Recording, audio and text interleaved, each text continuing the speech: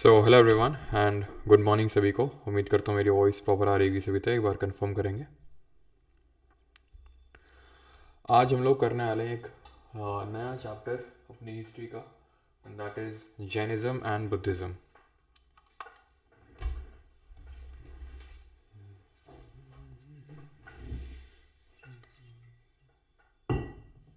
चलिए, तो सबसे पहले बात यह आती है कि हम पढ़ क्यों रहे जैनिज्म बुद्धिज्म। एकदम आर्यन वार्यन पढ़ रहे थे और एकदम से धर्म अर्म की बातें कहाँ से करने लगे हम लोग। तो कारण है उसका, ठीक है। कारण क्या है एक बार मैं चेक कर लेता हूँ। और मैंने हिंदी की पीडीएफ शेयर कर दी है, आपका जो प्राइवेट टेलीग्राम ग्रुप है, ठीक है। जो हिंदी मीडियम के स्टूडेंट्स हैं अपने प्राइवेट टेलीग्राम ग्रुप से एक बार चेक कर लेंगे पीडीएफ।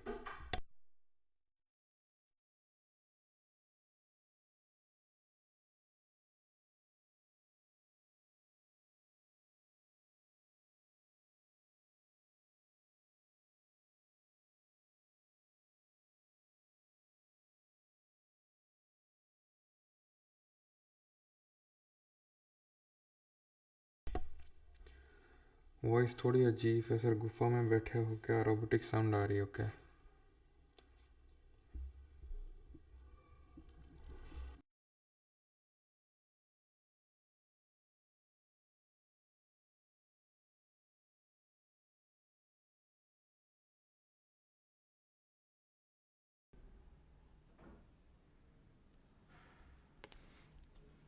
अभी प्रॉपर हो गया आई थिंक, ठीक है। अभी कंफर्म कर दो एक बार।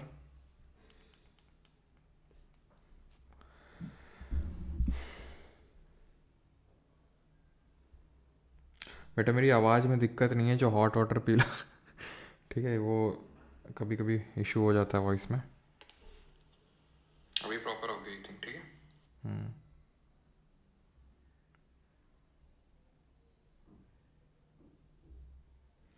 सीडीएस वाले टेस्ट सीरीज़ के लिए कोई ऑफर दीजिए। कोई ऑफर नहीं है सीडीएस वाली टेस्ट सीरीज़ के लिए। ऑल क्लियर है, ठीक है। रिकॉर्डिंग ऑन है, तो स्टार्ट करते हैं लेक्चर नंबर 4 जो कि हम देखने वाले हैं जैनिज्म एंड बुद्धिज्म, ठीक है।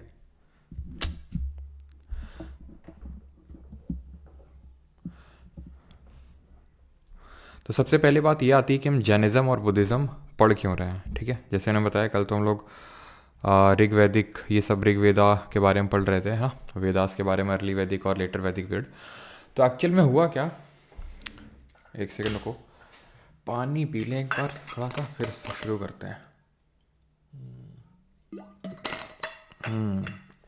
अब आया है आनंद, अब आएगी मज़ा क्लास में। देखो हुआ क्या कि हम देख रहे थे अर्ली वैदिक और लेटर वैदिक में थोड़े से अगर हम डिफरेंसेस नोट करें, ठीक है। अर्ली वैदिक और लेटर वैदिक में क्या क्या डिफरेंसेस रिकॉल कर पा रहे हो कि यहाँ पर वेमेन की कंडीशन ठीक थी, ठीक है, यानी सभा वगैरह में पार्टिसिपेट कर पा रही थी। यहाँ पर वो डिटेरियोरेट हो गई, यानी ख़राब हो गई, सभा में उनको पार्टिसिपेट करने का मौका नहीं था। यहाँ पर क्या था, यहाँ पर जो था वर्ण सिस्टम वो बर्थ के बेसिस पे था, अभी रिजिड नहीं हुआ था कि भाई, और हेरिडिटरी भी नहीं हुआ था, ठीक है। और बहुत ज़्यादा जैसे मैंने बताया कि डिमार्केशंस नहीं आए थे कि भाई जो भी, जैसे फॉर एग्जांपल उपनयन जानते हैं आप में से कितने लोग जानते हैं उपनयन किसको बोलते हैं?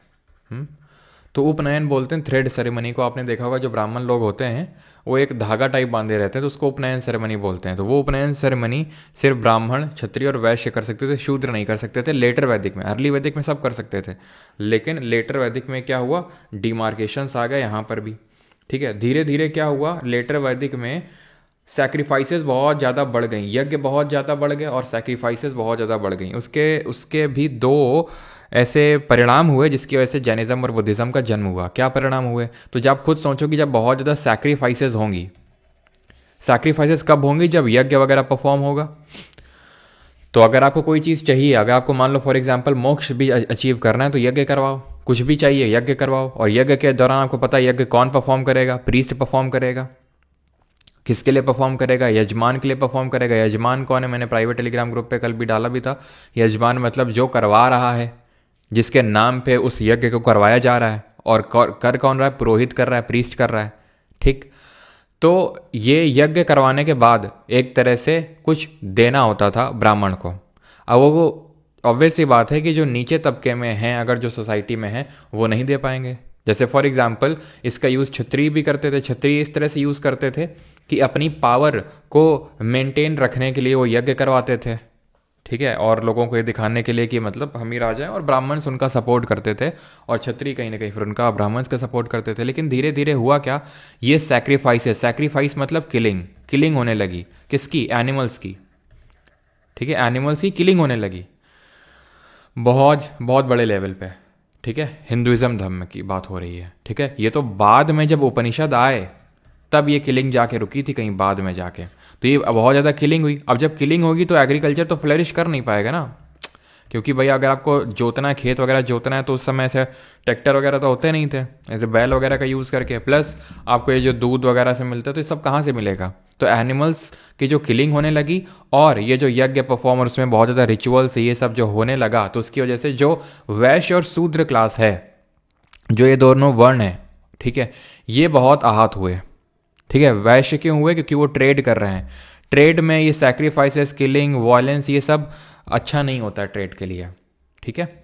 और साथ ही साथ शूद्र के लिए क्या है कि उनके लिए, जैसे अभी मैंने आपको बताया कि वो यज्ञ परफॉर्म नहीं कर सकते, उपनयन सेरेमनी परफॉर्म नहीं कर सकते हैं, तो कहीं ना कहीं they were looking for a new religion kind of, हम बोल सकते हैं नया होप, है ना, एक वैक्यूम टाइप हम बोल सकते हैं कि यहाँ पर एग्जिस्ट कर रहा था, और वो वैक्यूम को फिल करने का काम किया जैनिज्म और बुद्धिज़्म। ये दोनों रिलीजन के बारे में इस लेक्चर में जो हम पढ़ने वाले हैं, कंटेम्प्रेरी का मतलब है, कंटेम्प्रेरी रिलीजन थे, इसका मतलब है कि दोनों ऑलमोस्ट एक टाइम पे ही स्टार्ट हुए थे। एग्जैक्टली इस एक टाइम पे स्टार्ट नहीं हुए, लेकिन ऑलमोस्ट एक टाइम पे स्टार्ट हुए। तो कॉजेज क्या हैं ओरिजिन के? एक तो ब्राह्मण्स की डोमिनेशन बढ़ रहा था सोसाइटी में, ठीक, agriculture economy, trade impacted due to ritualistic sacrifices, use of punch marked coins, ठीक है। कॉइन्स धीरे धीरे स्टार्ट होने लगे बाद में, लेटर वैदिक एज के बाद में। तो जब कॉइन्स आते हैं, ठीक है, तो ट्रेड बढ़ेगा, क्योंकि अभी तक तो बार्टर सिस्टम था ना, बार्टर सिस्टम में ट्रेड नहीं हो सकता है, क्योंकि अगर मान लो कि आपको चावल चाहिए, ठीक है,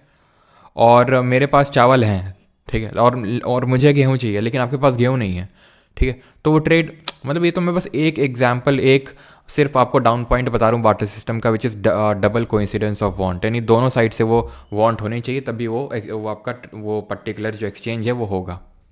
और भी बहुत सारे हैं, जैसे कि हम इकोनॉमिक्स से पढ़ेंगे, अभी नहीं, कि वेल्थ को कैरी नहीं किया जा सकता, बाकी चीज़ें हैं, ठीक है। तो जब कॉइन्स आएंगे तो ट्रेड बढ़ेगा, और ट्रेड बढ़ेगा तो वैश्य जो क्लास है, जो ट्रेडिंग कम्युनिटी है, वो फ्लरिश करना चाहेगी, ठीक है। तो ये चीज़ है, ठीक है, और फ्लरिश करी भी। Jainism and Buddhism did not attach any importance to existing varna system. अब हिंदुइज्म में क्या था, ब्राह्मणिज्म में, हिंदुइज्म या फिर ब्राह्मणिज्म, इसमें वर्ण सिस्टम, अब जैसे हमने देखा कि अर्ली से लेटर जाते जाते तक वो बहुत ज़्यादा रिजिड हो गया। जैसे एग्जाम्पल मैंने उपनयन सेरेमनी बताई, जैनिज्म बुद्धिज्म में वर्ण सिस्टम का कुछ इस तरह से चक्कर नहीं था, कोई भी जैनिज्म और बुद्धिज्म को अडॉप्ट कर सकता है और सबको इक्वली ट्रीट किया जाएगा। ये फिलॉसफी की वजह से क्या हुआ कि बहुत लोगों ने जैनिज्म और बुद्धिज्म के तरफ रुख किया, और जब रुख की करने लगे तब ब्राह्मणिज्म को डर लगा कि भाई यहाँ पर बहुत ज़्यादा लोग रुख कर रहे हैं, तो अब कुछ ना कुछ तो यहाँ पर जो हमारे लूप होल्स हैं ब्राह्मणिज्म में, उसको हटाना पड़ेगा। और वो लूप होल्स हटाए भी गए उपनिषद के थ्रू, कि भाई आप भक्ति मार्ग को भी फॉलो करके मोक्ष को अचीव कर सकते हो, मोक्ष को अटेन कर सकते हो, जरूरी नहीं कि आप रिचुअल और सेक्रीफाइसेस परफॉर्म करो। Believed वर्नाज on the basis of the occupation and not by birth, occupation के बेसिस पे होगा। जैनिज्म बिलीव करता था, बुद्धिज्म तो बिल्कुल ही नहीं बिलीव करता था, ठीक है। बिलीव इन नॉन वायलेंस, और जैनिज्म बुद्धिज्म में थोड़े से डिफरेंस भी थे, जैसे कि जैनिज्म जो था, अभी हम देखेंगे, ये ठीक है गॉड पे थोड़ा बहुत बिलीव रखते थे कि ये कोई डिवाइन फिगर है, थोड़ा बहुत, पूरी तरह से वो भी नहीं, लेकिन बुद्धिज्म वो भी नहीं करते थे। बुद्धिज्म बहुत ही kind of realistic type religion था, रियलिस्टिक टाइप की, हमारे जो जीवन की रोज़मर्रा की जो समस्याएं हैं उनसे डील करता है कि भाई हमारे जीवन में दुख क्यों हैं, इच्छाएं हैं तो दुख है, कैसे दुख को ख़त्म किया सकता है, ठीक है। वो ऐसे बहुत ज़्यादा, जैसे कि आप सुनते हैं ब्राह्मणिज्म में भी और भी बाकी रिलीजन्स में, है ना, कि जैसे हिंदुइज्म हो चाहे इस्लाम हो, दोनों में वही है ना, हिंदुइज्म में कि स्वर्ग की प्राप्ति होगी, है ना, इस्लाम में की है कि जन्नत मिलेगी, जन्नत में फिर, है ना, तो तो ये सारा है। लेकिन बुद्धिज़्म जो है वो रियल, जो अब इस्लाम को कंपेयर मत करने लगना है यहाँ से, क्योंकि इस्लाम बहुत बाद में आया है, ठीक है, बहुत बाद में आया है। ये ब्राह्मणिज्म और चलो भी अभी देखेंगे कि ब्राह्मणिज्म पहले है, फिर जैनिज्म पहले है, फिर बुद्धिज़्म पहले है, ठीक है। तो बिलीफ इन नॉन वायलेंस, यानी कि ये नॉन वायलेंस में बिलीव कर रखते थे। बोथ रिलीजन बिलीव्ड इन अहिंसा, ठीक है, यानी कि ये अहिंसा में बिलीव रखते थे, वही नॉन वायलेंस ही होता है। और महावीर और बुद्ध दोनों लोग क्षत्रिय थे। तो बात ये आती है कि क्षत्रिय क्यों ये नया धर्म बना रहे हैं। क्षत्रिय तो अभी हमने देखा था ना कि वो तो टॉप 2 वर्ण में आ रहे थे, ब्राह्मण और क्षत्रिय। तो फिर इन्होंने नया रिलीजन क्यों बनाया? बिकॉज कहीं ना कहीं ये हिस्टोरियंस मानते हैं कि क्षत्रिय भी ब्राह्मणिकल जो डोमिनेशन बढ़ रहा था धीरे धीरे, उससे परेशान हो गए थे। बाकी वैश्य और शूद्र के पास इतनी पावर नहीं थी कि वो रिबेल करके कुछ नया बना सकें, नया रिलीजन। लेकिन क्षत्रिय, क्योंकि ये रूलर्स थे, ठीक है, किंग्स थे। तो अभी हम देखेंगे महावीर और बुद्ध किंग्स के बेटे थे, ठीक है। तो इन लोगों के पास ये पावर थी, ठीक है, इनके पास वो चीज़ थी कि हाँ ये रिबेल करके एक नया रिलीजन इन्होंने सेटअप किया, ठीक है। तो हम स्टार्ट करते हैं जैनिज़्म के साथ। आई होप ये जो बेसिक्स हैं आपको समझ में आया होंगे कि क्यों ये जैनिज़्म और बुद्धिज़्म का जन्म होता है एट द फर्स्ट प्लेस, ठीक है। जन्म का मेन कारण था ये जो ब्राह्मणिकल डोमिनेशन बढ़ रहा था। तो जो मोस्टली वैश्य और शूद्र हैं, they were looking for a new religion, ठीक। हेलो सर, हिंदी में भी पढ़ाओ। हिंदी की पीडीएफ डाल दी है और ये हिंदी में ही बोल रहे हैं, और जितना हिंदी है उतना ही हिंदी हो पाएगा, उससे ज़्यादा नहीं हो पाएगा। पीडीएफ भी इसीलिए शेयर कर देते हैं, पीडीएफ साथ में खोल लीजिए, और जो भी टर्म आपको लगता है कि यार ये चीज़ नहीं है तो वो समझ लीजिए। इतना भी अगर आप अंग्रेजी नहीं समझ में आ रहे हैं, जैनिज़्म बुद्धिज़्म नहीं समझ पा रहे हैं, तो फिर देख लीजिए अपने हिसाब से ना।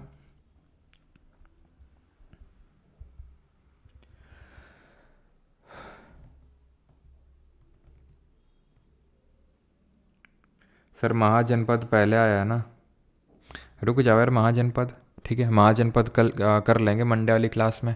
महाजनपद बिल्कुल इसके बाद, लेटर वैदिक एज के बाद महाजनपद आया। तो हम ऐसे नहीं बोल सकते महाजनपद पहले आया, जैनिज्म बुद्धिज्म एकदम बाद में आया। कहीं ना कहीं एक ही साथ आए हैं, ठीक है। पहले महाजनपद का जन्म हुआ, ये चाहे महावीर जी की बात करें, चाहे बुद्धा जी की बात करें, ये किसी न किसी किंगडम के राजा के बेटे ही थे, किसी न किसी महाजनपद के, ठीक है। तो महाजनपद हम पढ़ेंगे मंडे ऑनवर्ड्स, ठीक है। आज फ्राइडे है ना, हाँ, तो मंडे ऑनवर्ड्स पढ़ेंगे उसको हम, ठीक है। अब इन जैनिज्म बुद्धिज्म को ख़त्म कर लेते हैं, बिकॉज कल हमने ऋग्वेदा के बारे में पढ़ा था, तो आसानी से हम समझ में आएगा, इसलिए मैं इसको कॉन्टिन्यूशन में पढ़ा रहा हूँ, ठीक है। चलो तो आते हैं जैनिज्म पे, ठीक है। तो जैन्स में, ठीक है, जैनिज्म में जो ग्रेट टीचर्स हुए, जो महान टीचर्स हुए, उनको तीर्थंकर बोला गया। टोटल ऐसे 24 तीर्थंकर हुए। पहले थे ऋषभ देव, इनका जन्म हुआ था अयोध्या में, और इनका एक सिंबल है, हर एक तीर्थंकर का कोई ना कोई सिंबल से रिप्रेजेंट किया जाता है। जैसे ऋषभ देव जी को बुल से रिप्रेजेंट किया जाता है, ठीक है, जो हमारा बुल होता है, सांड होता है, ठीक है। 23rd कौन थे? पार्श्वनाथ थे। इनका जन्म वाराणसी में हुआ, और इनको सरपेंट यानी कि जो स्नेक होता है, जो सांप होता है, उससे इनको रिप्रेजेंट किया जाता है। 24 तीर्थंकर थे वर्धमान महावीर। इनका जन्म कुंडग्राम वैशाली में हुआ, ठीक है, कुंडग्राम वैशाली में हुआ ये। और ये इनको रिप्रेजेंट किया जाता है लायन से। वेदों में भी स्पेसिफिकली ऋग्वेदा में 2 तीर्थंकरों को मेंशन किया गया है, ऋषभ देव जो कि पहले हैं, और 22वें नंबर के हैं जो अरिष्टानेमी। इसीलिए जैन्स बोलते हैं कि भाई हमारा जो धर्म जैन है वो सबसे पुराना है, हिंदुइज्म से भी पुराना है। क्यों? क्योंकि अगर वेदों में ये मेंशन्ड हैं, वेदों में लिखा हुआ है जैसे ऋषभ देव का नाम जो पहले तीर्थंकर थे, तो मतलब है कि ऋषभ देव इससे बहुत पहले आए होंगे, तभी तो वेदों में इनका नाम मेंशन्ड है।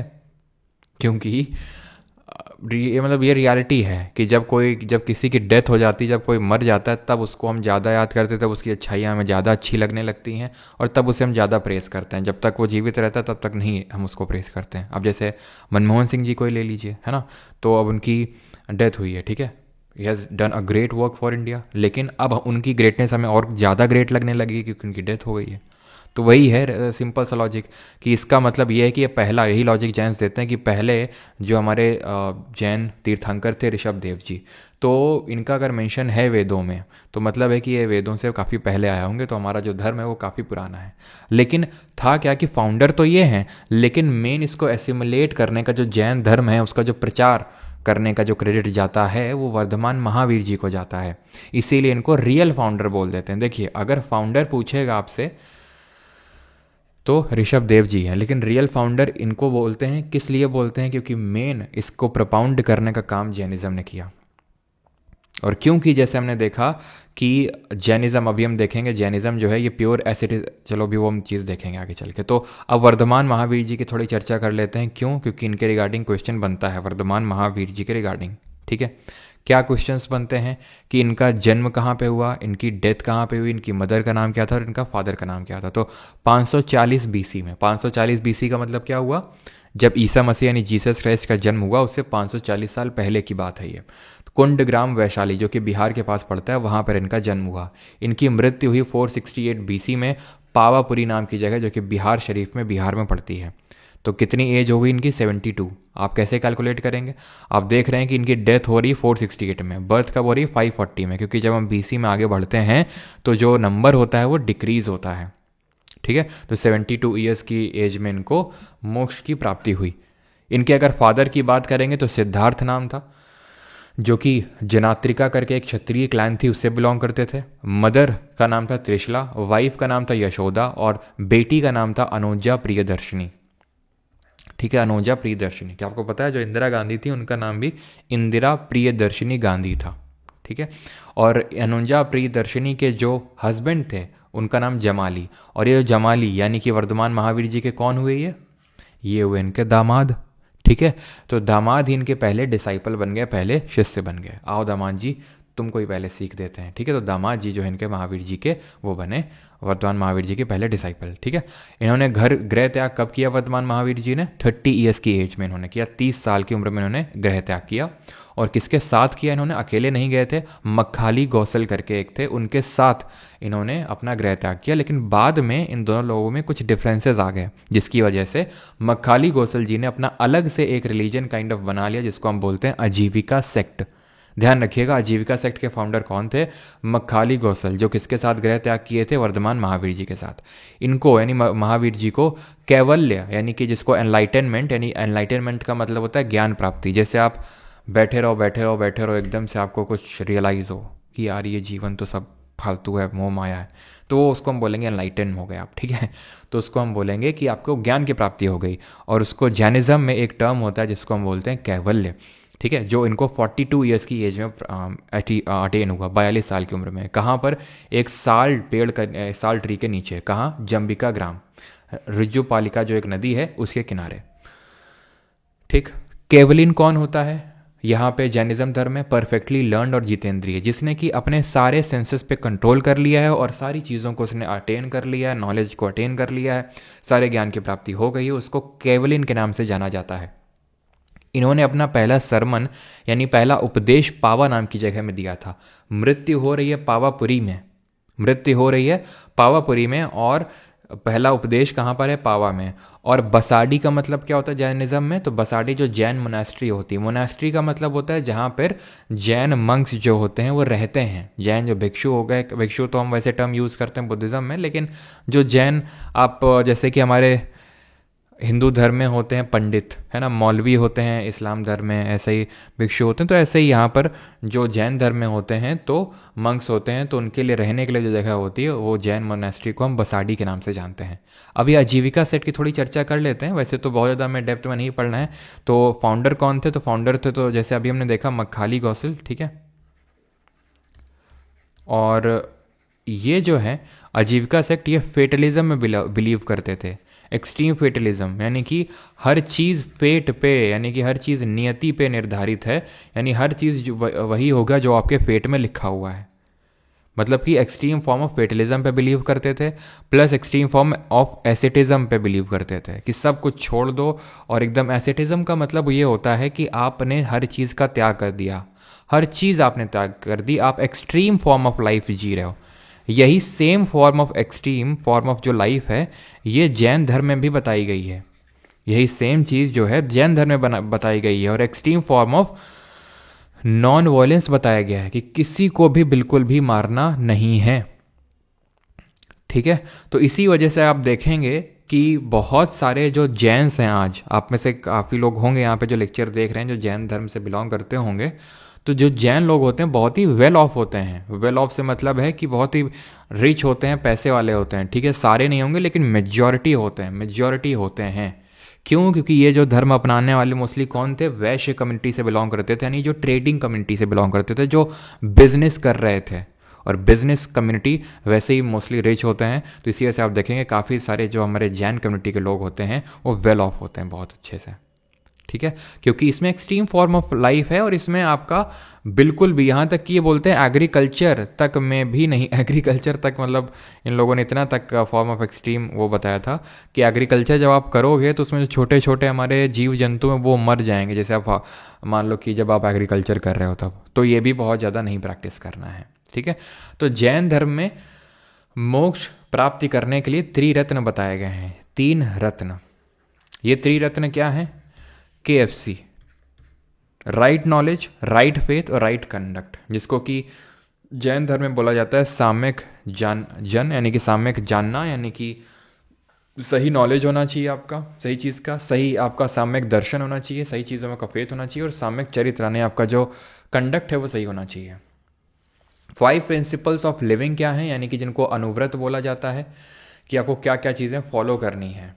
अहिंसा, यानी कि आपको वॉयलेंस नहीं करना है। सत्य, सिर्फ आपको सच बोलना है, कोई चीज़ आपको चोरी नहीं करनी है। ब्रह्मचर्य को फॉलो करना है। और अपारिग्रह, ब्रह्मचर्य आई थिंक आप जानते होंगे, जैसे कि हम लोगों ने कल देखा था, हमारे आश्रम होते हैं। आश्रम मतलब जो 4 फेजेस ऑफ लाइफ होते हैं उसमें सबसे पहला आता है ब्रह्मचर्य, कि हमें अपनी जो सेक्सुअल एनर्जी है उसको कंजर्व करके रखना है, और जो लाइफ में जो हमारा गोल है वो अचीव करना है, वो पहले अचीव करना है। देन हमें गृहस्थ की ओर बढ़ना है, देन वनप्रस्थ करना है, देन हमें संन्यास ले लेना है, ठीक है। क्लियर है यहाँ तक? और एक चीज़ ध्यान रखिएगा कि जो जैन और बुद्धिज़्म रिलीजन हैं, ठीक है, जैनिज़्म और बुद्धिज़्म, इनको हम हीट्रोडॉक्स सेक्ट बोलते हैं। हीट्रोडॉक्स सेक्ट का मतलब होता है कि जैसे हमने देखा था ऑर्थोडॉक्स सेक्ट, कल देखा था, जो वेदों में बिलीव करते हैं, जो डिफरेंट स्कूल्स ऑफ फिलॉसफी हमने पढ़े थे, तो वो होते हैं हमारे ऑर्थोडॉक्स स्कूल ऑफ थॉट्स, ये होते हैं हीट्रोडॉक्स।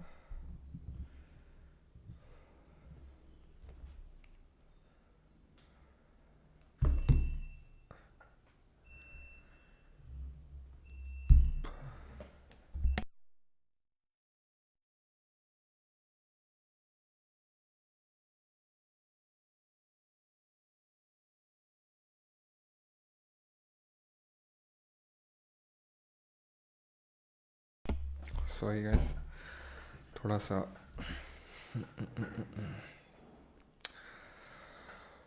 कुछ प्रॉब्लम हुई थी, इस वजह से थोड़ा सा म्यूट करना पड़ा।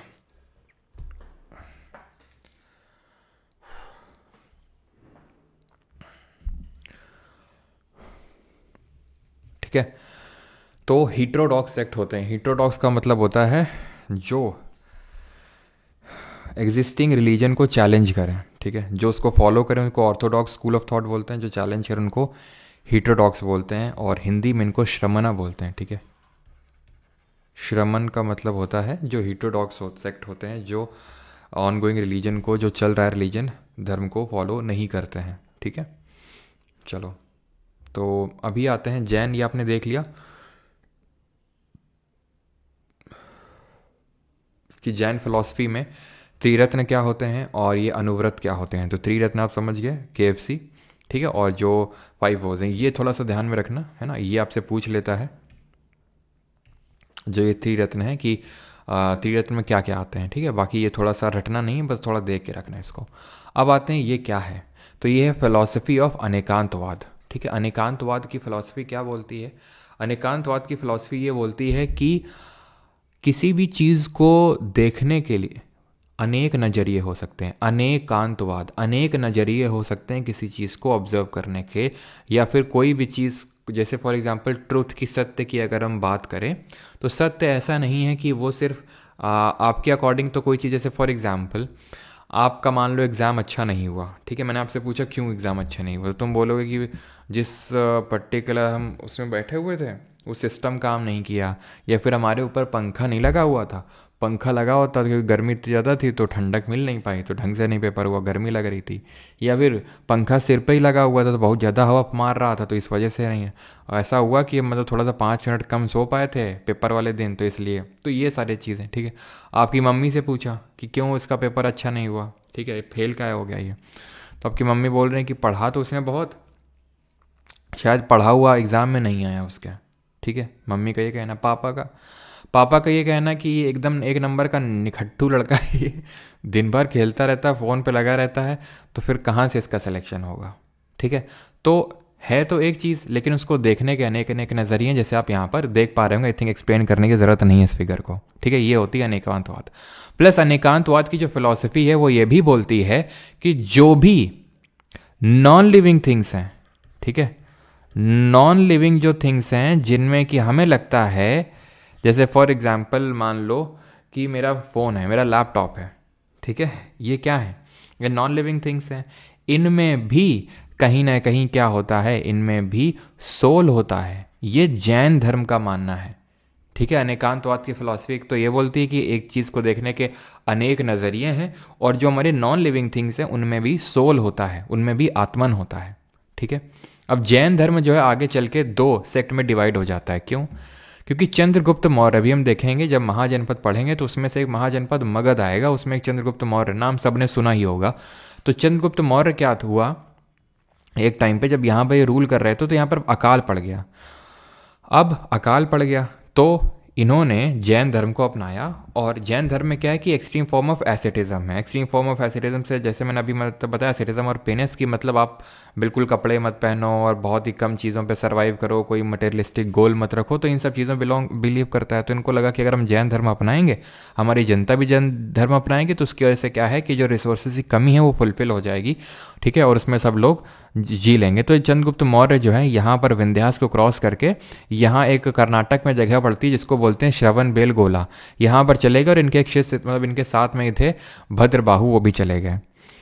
चंद्रगुप्त मौर्य ने वहाँ पर जाके सल्ले खाना कर दिया। सल्ले खाना का मतलब क्या होता है, जब आप बिना खाए पिए, ठीक है, आपने अपनी बॉडी से एक तरह से अपने प्राण निकाल लिए, उसको बोलते हैं सल्ले खाना। जैसे आप कुछ नहीं खा रहे हो, एकदम ऐसे ही बैठे हुए, जैसे कि आपने रिसेंट में नाम सुना होगा अभी, आचार्य विद्यासागर जी हैं ये नहीं ये, ठीक है, आचार्य विद्यासागर जी, आचार्य विद्यासागर जी, इन्होंने सल्ले खाना परफॉर्म किया था अभी कुछ महीने पहले, आपको पता होगा ना।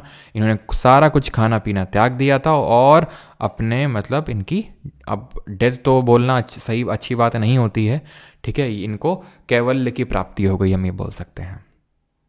ठीक है, और ये एक जीना, जैसे हमने देखा था, अब यहाँ पर मैंने लिखा था वर्ड कि नहीं लिखा था, जैसे कैवल्य लिखा होता है परफेक्टली लर्न, तो ऐसे ही होता है आपका जिन। ठीक है, जिसको कि सब कुछ पता है, ठीक है, हर चीज़ की नॉलेज है। तो ये होता है सल्ले खाना, जो कि चंद्रगुप्त मौर्य ने परफॉर्म किया। अब जब इन्होंने परफॉर्म किया, ठीक है, और यहाँ से जब अकाल हट गया तो भद्रबाहु जब वापस गए यहाँ पर, तो इन्होंने देखा कि जो लोग यहाँ पे रह गए थे, इनके साथ नहीं आए थे यहाँ पे, जो जैन धर्म को अपनाए थे, उन्होंने वाइट क्लोथ्स यानी कि सफ़ेद कपड़े पहनना शुरू कर दिया। भद्रबाहु ने बोला ये क्या मतलब है, सफ़ेद कपड़े पहनना तुम तो स्टार्ट कर दिए, तो फिर उन्होंने बोला कि ऐसा नहीं है, सफ़ेद कपड़ा पहनना तो बिल्कुल अलाउड है। तो भद्रबाहु ने बोला we are not the same bro, तो आज से तुम अलग हम अलग।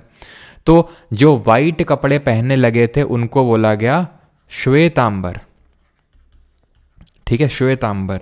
और जिन्होंने बिल्कुल कपड़े छोड़ रखे थे उनको बोला गया दिगंबर, ठीक है, दिगंबर। तो दिगंबर किसने फाउंड किया इस सेक्ट को? इस सेक्ट को फाउंड किया भद्रबाहु ने। और श्वेतांबर जो है उसको सेक्ट को किसने फाउंड किया? स्थूलभद्र करके थे, जिन्होंने पहली जैन काउंसिल को ऑर्गेनाइज किया, लीड किया, ठीक है।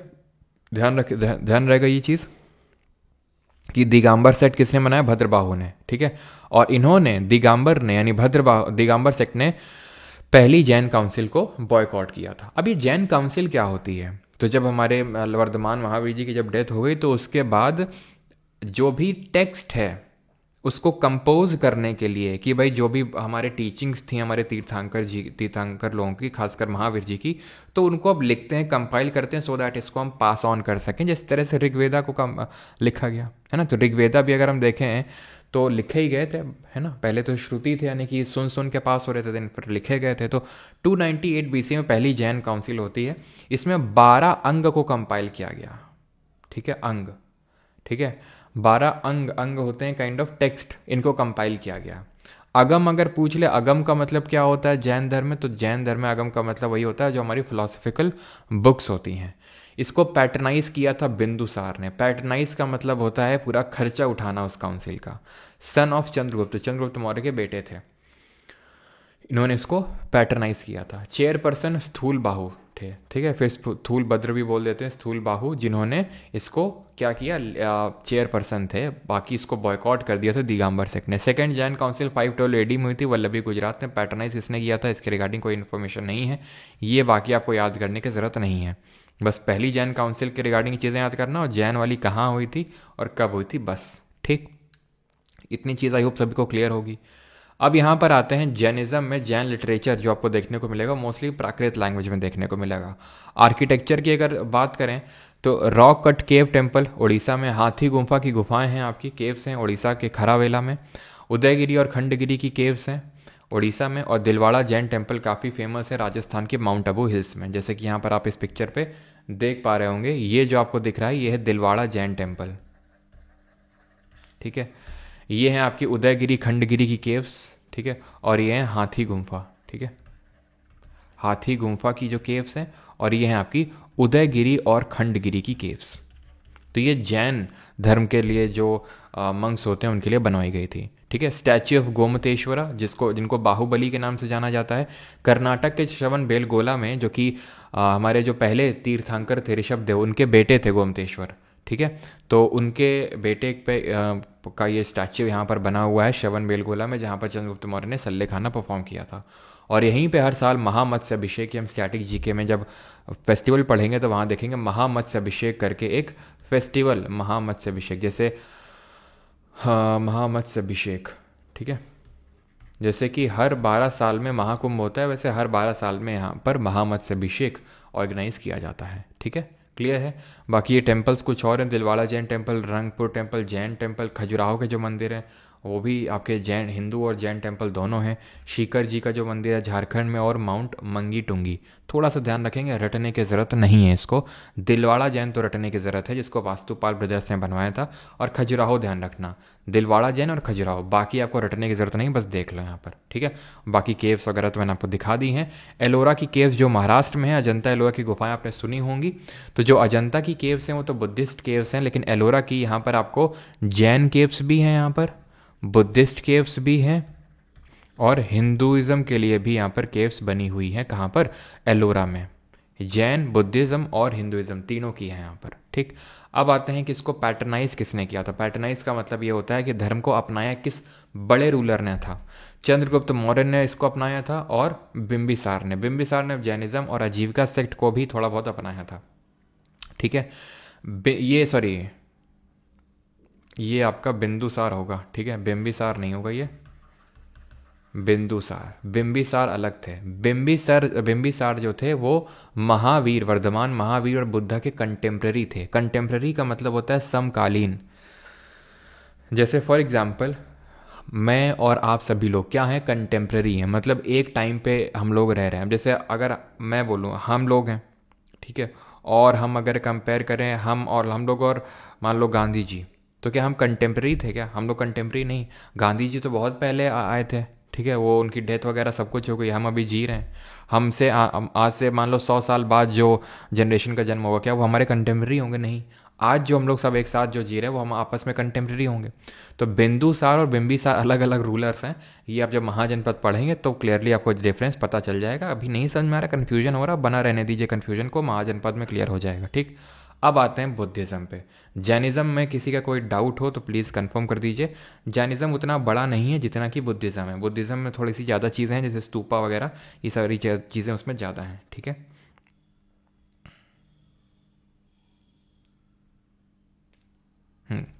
बिल्कुल अनेकांतवाद यही होता है आपका। ठीक है, जो मैंने आपको बताया कि हर चीज़ को देखने के अलग अलग नज़रिए हैं। और नॉन लिविंग थिंग्स में भी सोल होता है। इसी को बोला जाता है कि the entire world is animated. Entire world is animated.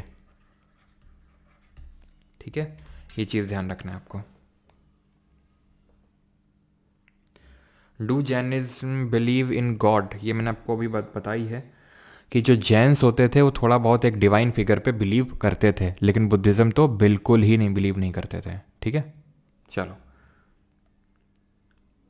सभी लोग अपनी आइज़ को थोड़ा सा ब्लिंक कर लेंगे और थोड़ा सा दूर देखेंगे। ठीक है, अपनी स्क्रीन से आइज़ हटाकर थोड़ा दूर देखेंगे और अपनी गर्दन घुमाएंगे और एक डीप ब्रीथ लेके फिर हम स्टार्ट करते हैं। ठीक है, आइज़ को ब्लिंक करेंगे, थोड़ा सा, थोड़ा घुमा लो आइज़ को। ठीक है, अब ये सारी चीज़ें हो सकता है फालतू लगें, लेकिन यार ओवर द टाइम मैंने रियलाइज़ किया है कि अगर आप डेली बेसिस पे थोड़ा थोड़ा करते रहोगे तो आपकी आंखें सुरक्षित रहेंगी, है ना। जान है तो जहान है, नहीं तो धीरे धीरे फिर रिवर्सिबल तो होता नहीं है चेंज, बहुत ही रेयर केस में रिवर्सिबल होता है ना। तो इससे अच्छा है कि अभी हम लेते रहें प्रिकॉशंस। ठीक है, नेक वगैरह पेन तो ठीक भी हो जाएगा, लेकिन जो आँखों का विजन जाता है वो बहुत ही कम ही वापस आता है। ठीक है,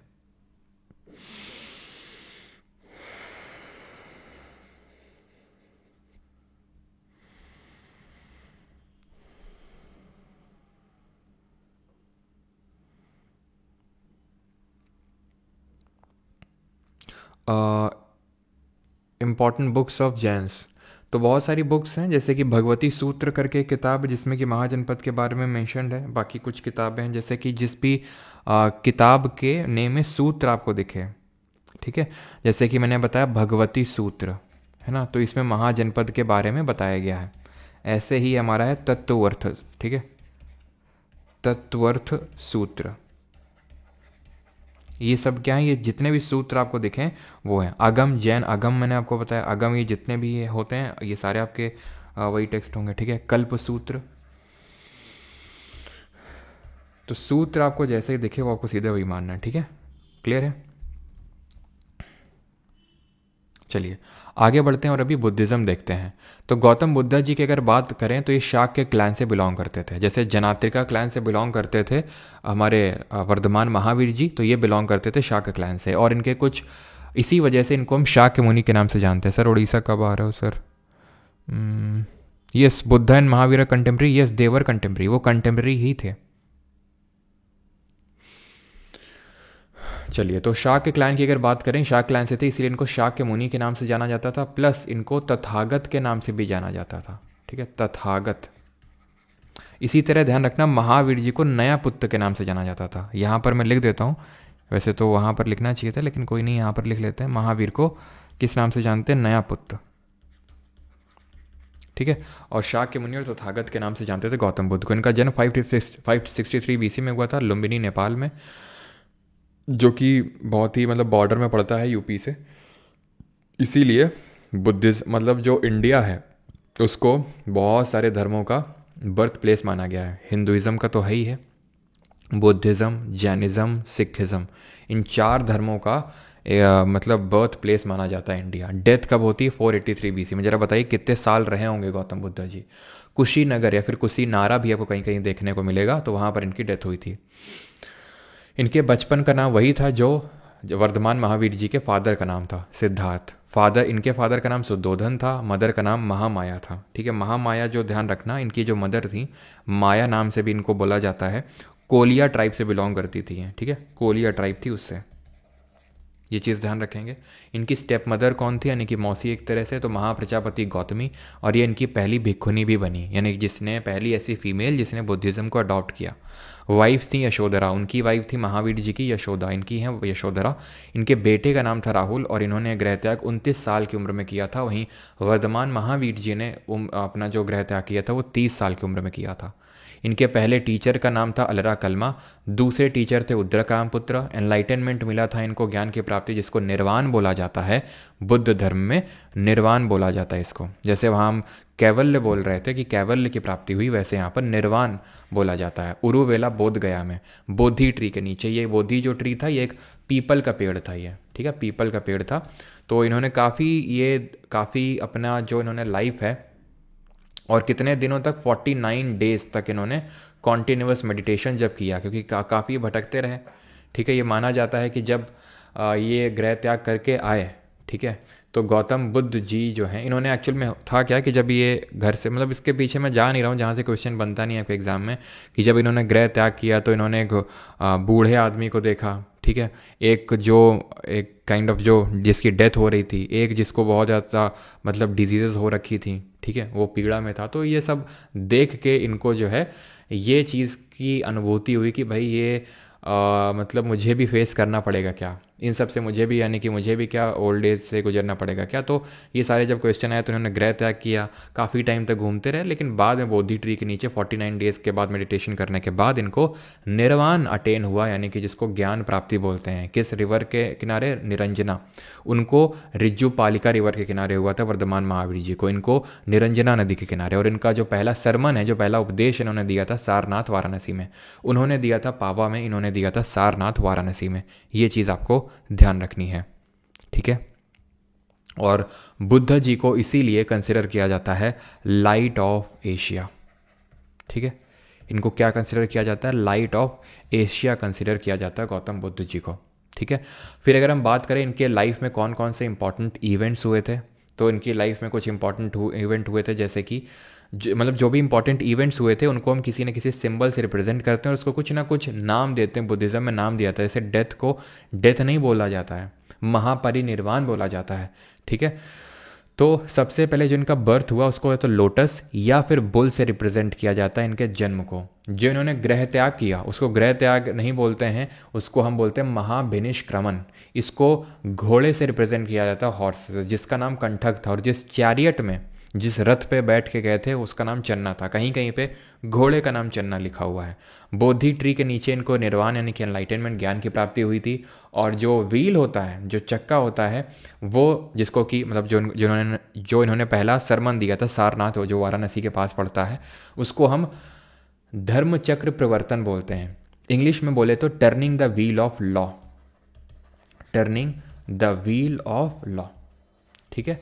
तो ये चीज़ होता है आपका जो पहला उपदेश दिया गया था, तो उसको धर्म चक्र प्रवर्तन बोलते हैं। अब यहाँ पर जरा गिनो कि कितने आपको ये दिख रहे हैं चक्के, इस व्हील में कितने चक्के दिख रहे हैं, फिर इसमें बताऊंगा इसके पीछे का कारण क्या है। और इनकी जो डेथ है उसको बोला जाता है महापरिनिर्वाण, और ये हुआ था कुशीनारा में, और इसको रिप्रेजेंट किया जाता है, सिंबल है इसका स्तूपा, ठीक है। तो जो बर्थ है, जन्म लोटस या बुल, जो इन्होंने महाभिनिष्क्रमण हॉर्स, निर्वाण बोधि ट्री, धर्मचक्र प्रवर्तन व्हील, और महापरिनिर्वाण स्तूपा। और यहाँ पर आपको 8 दिख रहे होंगे चक्के, ये 1 2 3 4 5 6 और 7 8। क्यों? क्योंकि गौतम बुद्ध जी की फिलॉसफी है 4 नोबल ट्रुथ की। जब इनसे पूछा गया कि भाई हम कैसे ये जो दुख हैं इनसे, क्योंकि इन्होंने बोला कि संसार में हर किसी को दुख है, हर किसी को दुख है। तो फिर पूछा गया, इनके डिसाइपल्स ने पूछा कि इस दुख से हम कैसे लिबरेट हो सकते हैं। तो उन्होंने बताया कि द ट्रूथ ऑफ सफरिंग, कि यानी कि the world is full of suffering. पहला तो इनका यही बात था कि this world is full of suffering. फिर उन्होंने बताया desires are the root cause of suffering, जो इनकी मूल जड़ है सफरिंग की वो डिज़ायर है, जो इच्छाएं हैं। क्या इच्छाएं हैं? इनकम टैक्स इंस्पेक्टर बनना है या फिर एसओ इन एमईए बनना है, ठीक है, तो ये डिज़ायर है। नहीं बनोगे तो क्या होगा? सफरिंग होगी।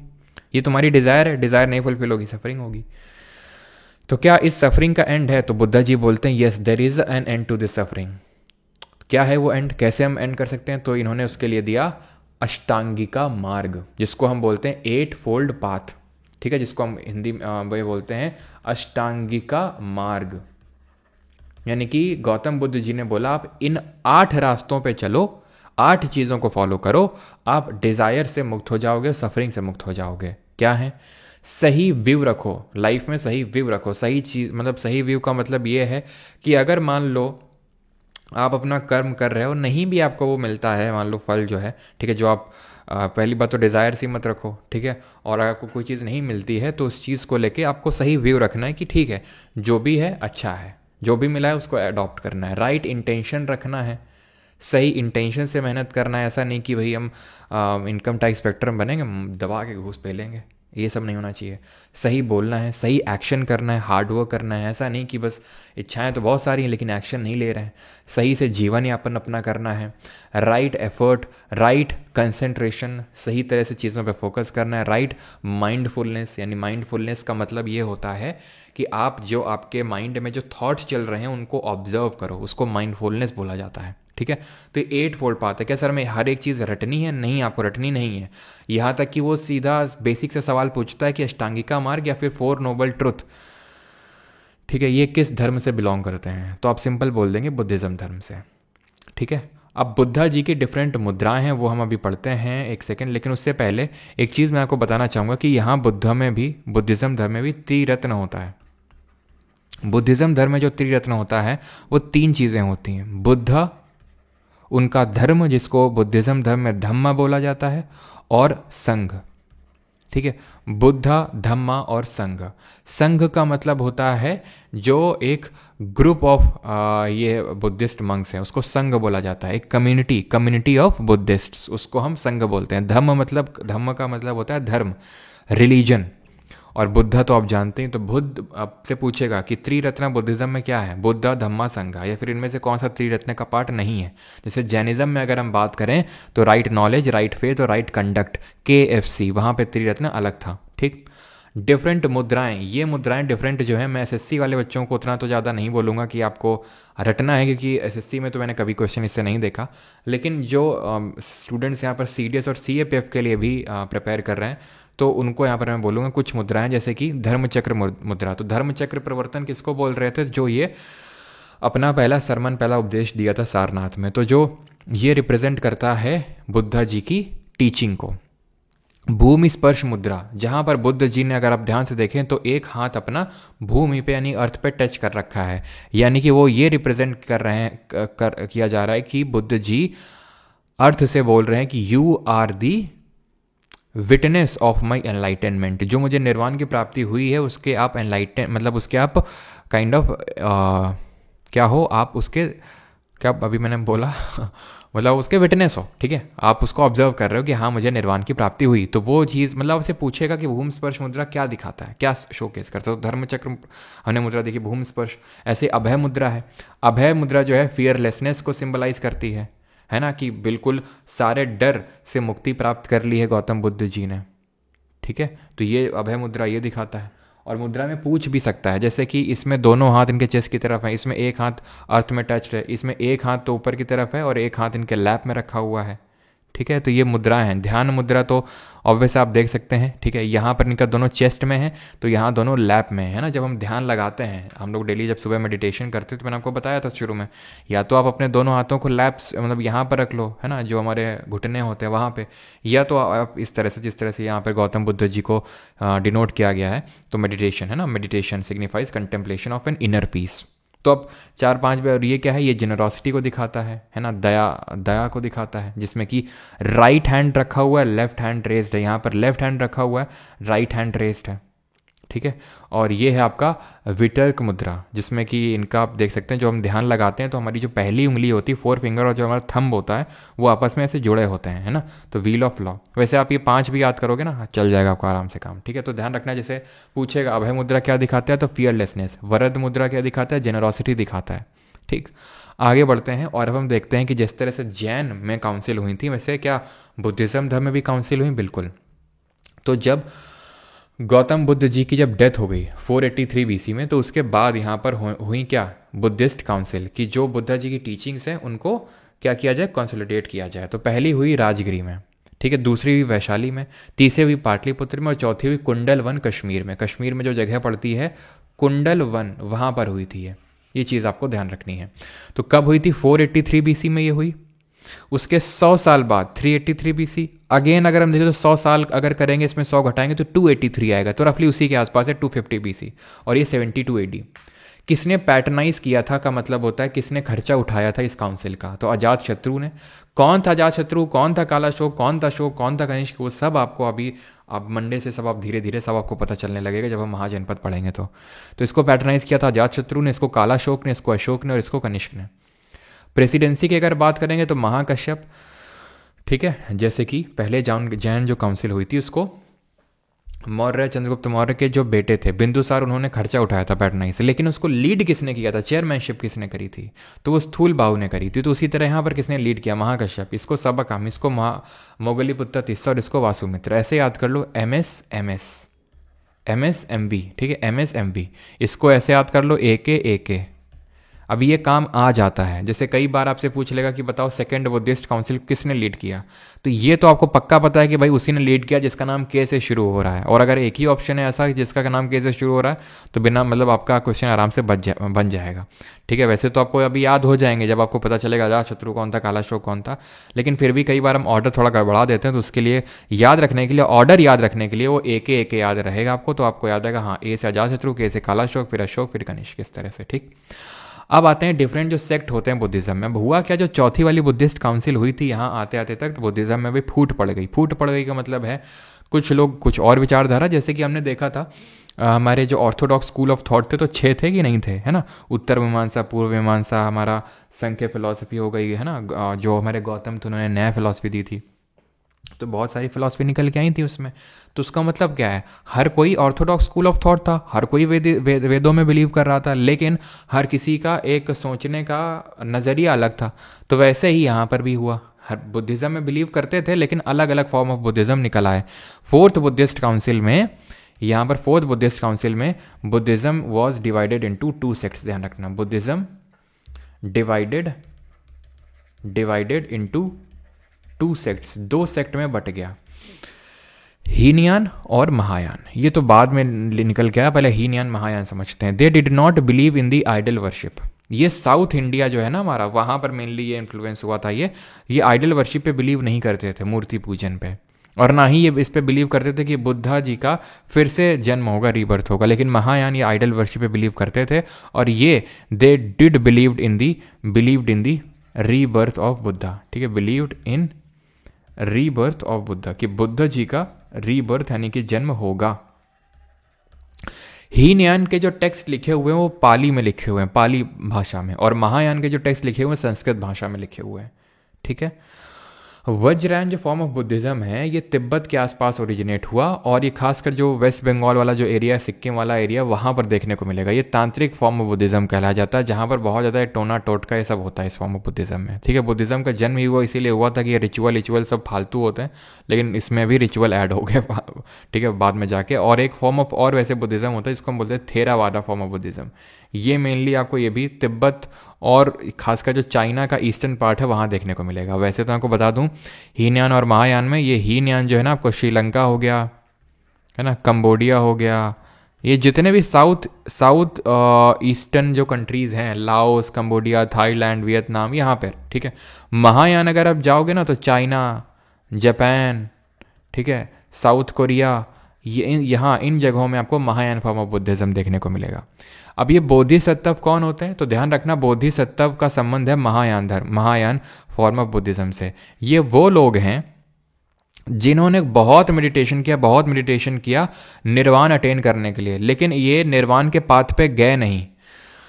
उस पाथ पे इसलिए नहीं गए सो दैट जो इनको ज्ञान की प्राप्ति हुई वो उसको बाकी लोगों पे ट्रांसफर कर सके, यानी कि they gave up on their path of nirvana to achieve और टू टीच देयर डिसाइपल्स। ठीक है, वो अपने डिसाइपल्स को या फिर उस ज़्यादा से ज़्यादा लोगों को बुद्धिज्म के बारे में बता सकें, इसलिए उन्होंने अपना जो रास्ता है वो छोड़ा निर्वाण अटेन करने का, जैसे वज्रपाणी, अवलोकितेश्वरा और अमिताभ। ठीक है, ये कुछ बोधिसत्व के नाम हैं। बुद्धिस्ट टेक्स्ट है हमारे कुछ जो पाली में लिखे गए हैं, जिनको हम त्रिपिटक के नाम से जानते हैं। त्रिपिटक में आते हैं हमारे सूत पिटक, विनय पिटक, अभिधम पिटक। ठीक है, तो सूत पिटक में बुद्धा जी की टीचिंग्स लिखी हुई हैं, उनके सरमन्स लिखे हुए हैं। विनय पिटक में मोनास्टिक रूल्स और ऑर्डर्स लिखे हुए हैं। ठीक है, मोनास्टिक यानी कि मोनास्ट्री में जो लोग रह रहे हैं उनको क्या क्या चीज़ फॉलो करनी है, उनके लिए रूल्स और कोड्स लिखे हुए मोनास्टिक जो हमारे भिक्षु और भिक्षुनी हैं उनके लिए। अभिधम्म पिटक में इंटरप्रिटेशन ऑफ सूत्र पिटक है, या फिर एक तरह से जो बड़े बड़े जैसे बोधिसत्व हो गए, बड़े बड़े जो बौद्ध गुरु हुए, उन्होंने क्या इंटरप्रिटेशन दिया आपने अपने हिसाब से सूत्र पिटक का, वो अभिधम्म पिटक में है। तो इसको त्रिपिटक बोलते हैं, जो कि पाली कैनन्स है, यानी पाली में लिखे हुए हैं। मिलिंद पनो एक और किताब है जो पाली में लिखी गई है। ये मिलिंद जो जिसको हम मियांडर के नाम से जानते हैं, जो एक इंडो ग्रीक राजा था, जो हम आगे देखेंगे, जो भारत में आता है। तो उसका डायलॉग है नागसेन। नागसेन एक बुद्धिस्ट मंक है, उससे क्वेश्चन पूछ रहे हैं मिलिंद जी, और उसके क्वेश्चन का आंसर कर रहे हैं नागसेन, या कहीं कहीं नागार्जुन भी लिखा होता है, लेकिन नागसेन ध्यान रखना, अगर नागसेन नहीं होगा तो नागार्जुन होगा। तो उसके साथ इनका डिस्कशन होता है, और मिलिंद जो है मियांडर वो बाद में क्या बुद्धिज्म धर्म को अपना लेता है, अडॉप्ट कर लेता है, जिस हिसाब से नागसेन ने आंसर दिया। संस्कृत में भी टेक्स्ट लिखे हुए हैं, जैसे बुद्ध चरित्र जो गौतम बुद्ध जी की बायोग्राफी है। ठीक है, गौतम बुद्धा की ये बायोग्राफी है, जीवनी है। इसको किसने लिखा है? इसको अश्व घोष ने लिखा है। जातक टेल्स हैं, जातक टेल्स डील करती हैं गौतम बुद्ध जी की जो प्रीवियस बर्थ हैं, जो उनके पिछले जन्म है, उनसे डील करता है ये जातक टेल्स। ठीक है, त्रिरत्न बुद्धिज्म में क्या होता है ये मैंने आपको बता दिया है कि ये जो हमारा बुद्धा, उनका धम्म और संघ। ठीक है, बुद्धा, धम्मा और संघ होता है ये। क्लियर है? क्लियर है यहां तक? यहां तक किसी कोई डाउट तो नहीं है? जल्दी से कंफर्म करेंगे।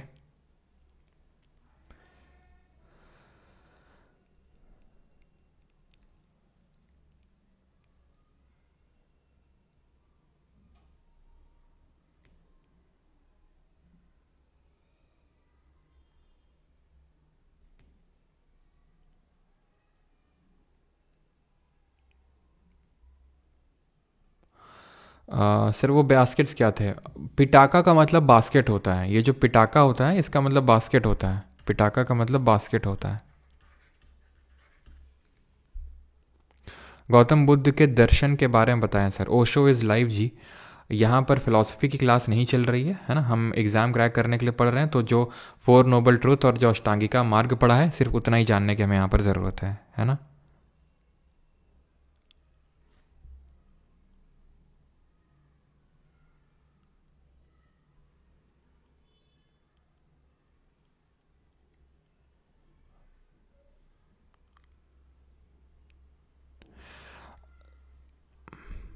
देखो उदयगिरी की जो केव्स है ना, वो है एमपी में, वो हम पढ़ेंगे।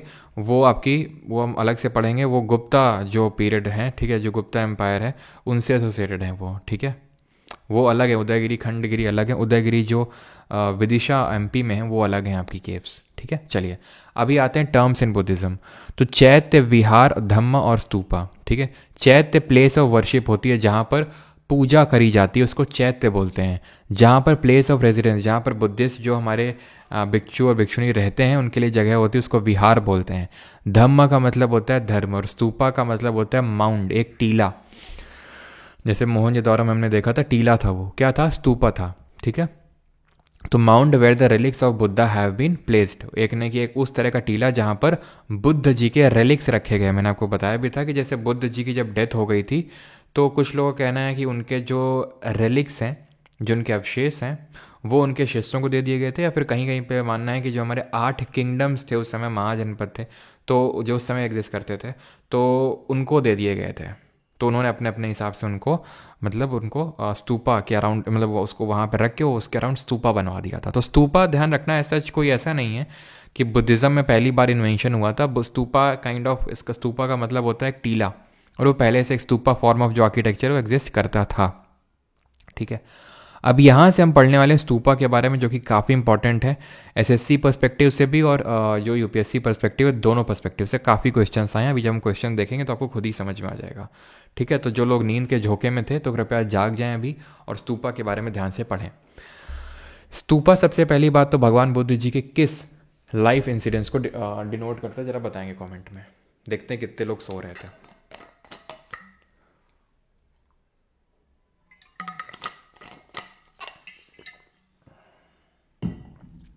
तो सबसे पहली बात तो लार्जेस्ट कौन सा है, केसरिया स्तूपा, सब देखेंगे। अभी सब भूल जाओ, ठीक है, स्तूपा के बारे में सब कुछ भूल जाओ। स्तूपा के अभी हम आर्किटेक्चर को पढ़ेंगे कि स्तूपा का आर्किटेक्चर क्या होता है, यानी कि किस तरह से स्तूपा में कौन सा पार्ट क्या है। तो सबसे पहली बात तो यहाँ पर आपको दिख रहा होगा, उसमें मत देखो जो पिछली वाली पिक्चर थी, आप यहाँ पर जो मैं बना रहा हूँ वो देखो, ठीक है, नहीं तो फिर काफ़ी कन्फ्यूजन हो जाएगा। ठीक है, ये इसको जो बोलते हैं, जो बड़ा सा गुम्बद दिख रहा है ना आपको, ये गुम्बद, बड़ा सा गुम्बद इस तरह से उस साइड भी है आपका। ठीक है, तो इसको बोलते हैं अंड। ठीक है, ये हेमिस्फेरिकल डोम लाइक स्ट्रक्चर होता है।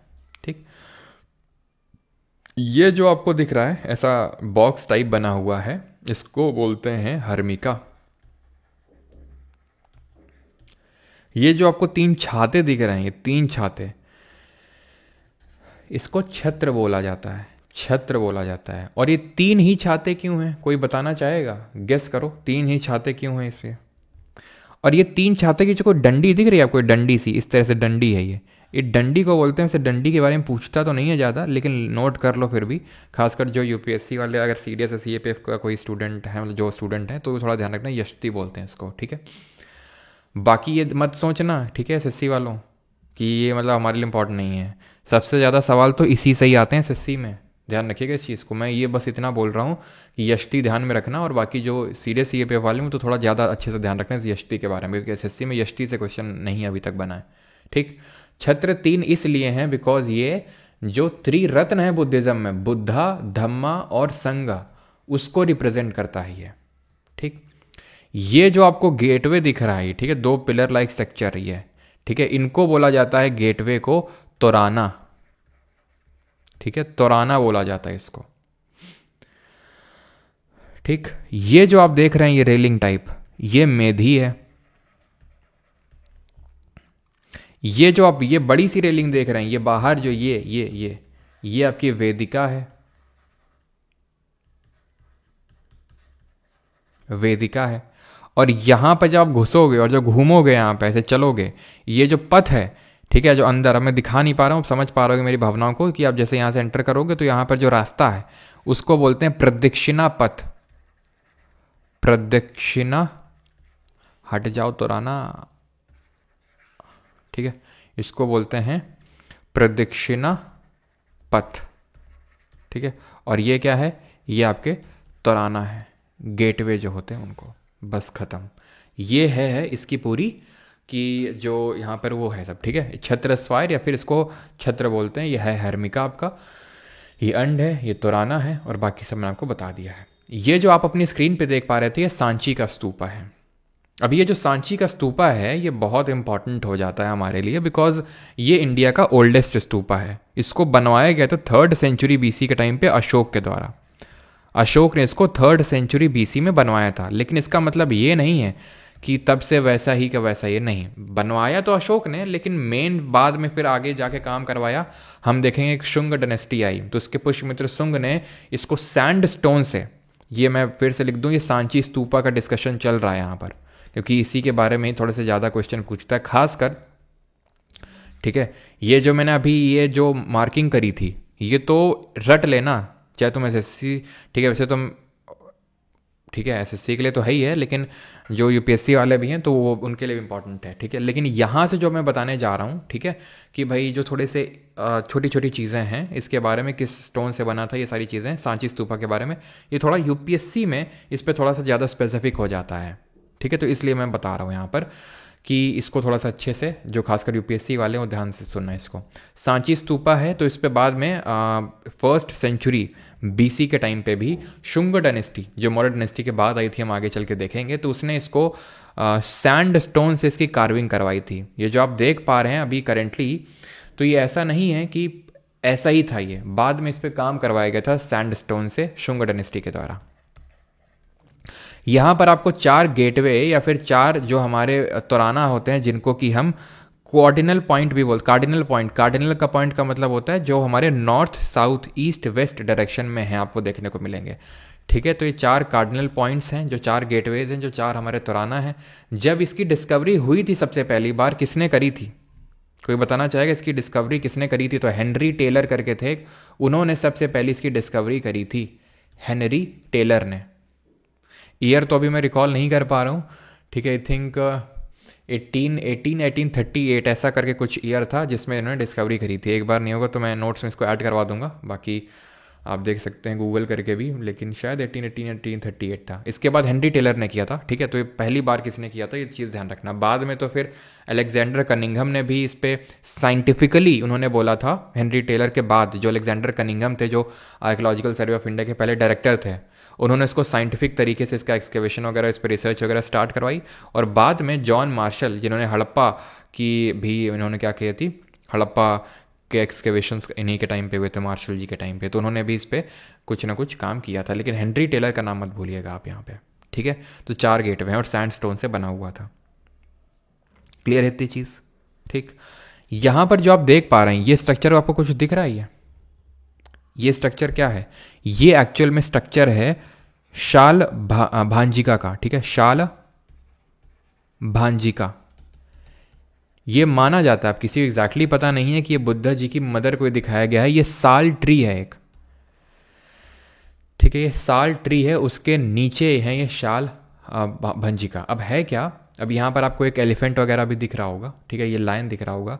ये बहुत सारी मूर्तियाँ बनी हुई हैं, आप अगर देखें तो ये तो बाहर की साइड से हम देख रहे हैं, ये अंदर की साइड से देख रहे हैं। ये जो मैडम चल रही हैं, ये रेलिंग है, इसको क्या बोलते हैं? मेधी बोलते हैं। ठीक है, तो यहाँ से अगर आप देखेंगे इसको ध्यान से तो देख सकते हैं लायन है। ठीक है, यहाँ पर आपको एलिफेंट भी देखने को मिलेगा।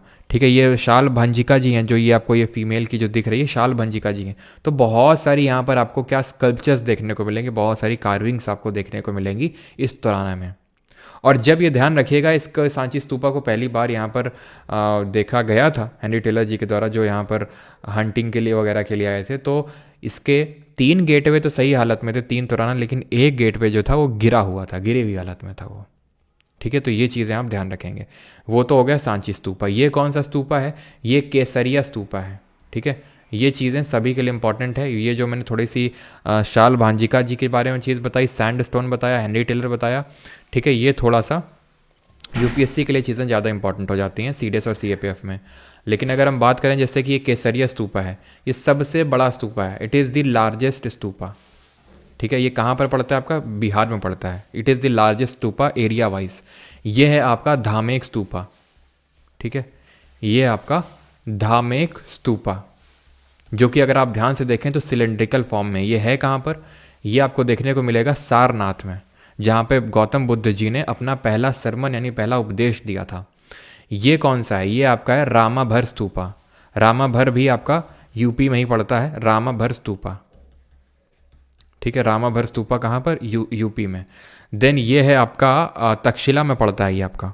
ठीक है, ये तक्षशिला में पड़ता है, इसको चिरतोप, ठीक है, चिरतोप स्तूपा बोला जाता है, या फिर इसको हम धर्मराजिका स्तूपा के नाम से भी जानते हैं। ठीक है, धर्म राजिका स्तूपा के नाम से भी जानते हैं। ठीक, देन ये तक्षशिला में ध्यान रखिएगा, तक्षशिला जो प्रेजेंट डे पाकिस्तान में पड़ता है। और ये आपका है, ये कौन सा है? ये कौन सा है?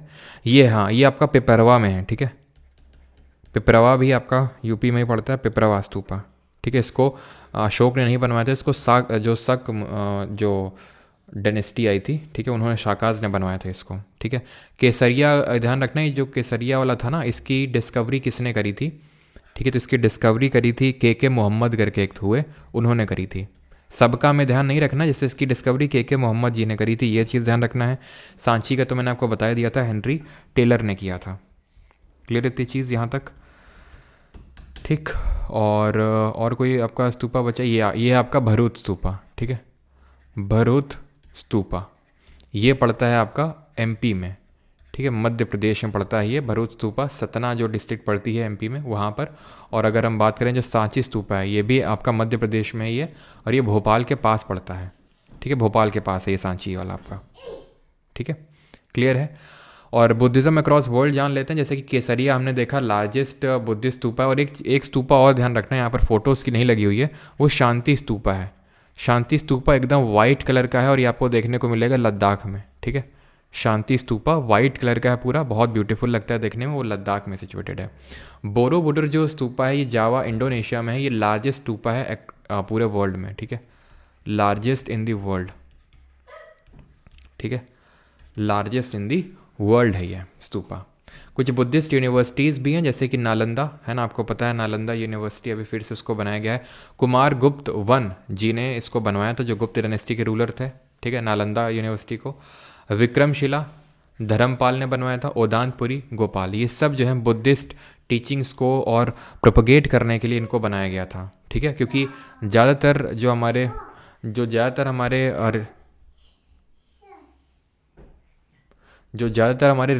जो किंग्स हुए उन्होंने, जैसे हमने देखा चंद्रगुप्त मौर्य ने जैनिज़्म को वो किया, अडॉप्ट किया।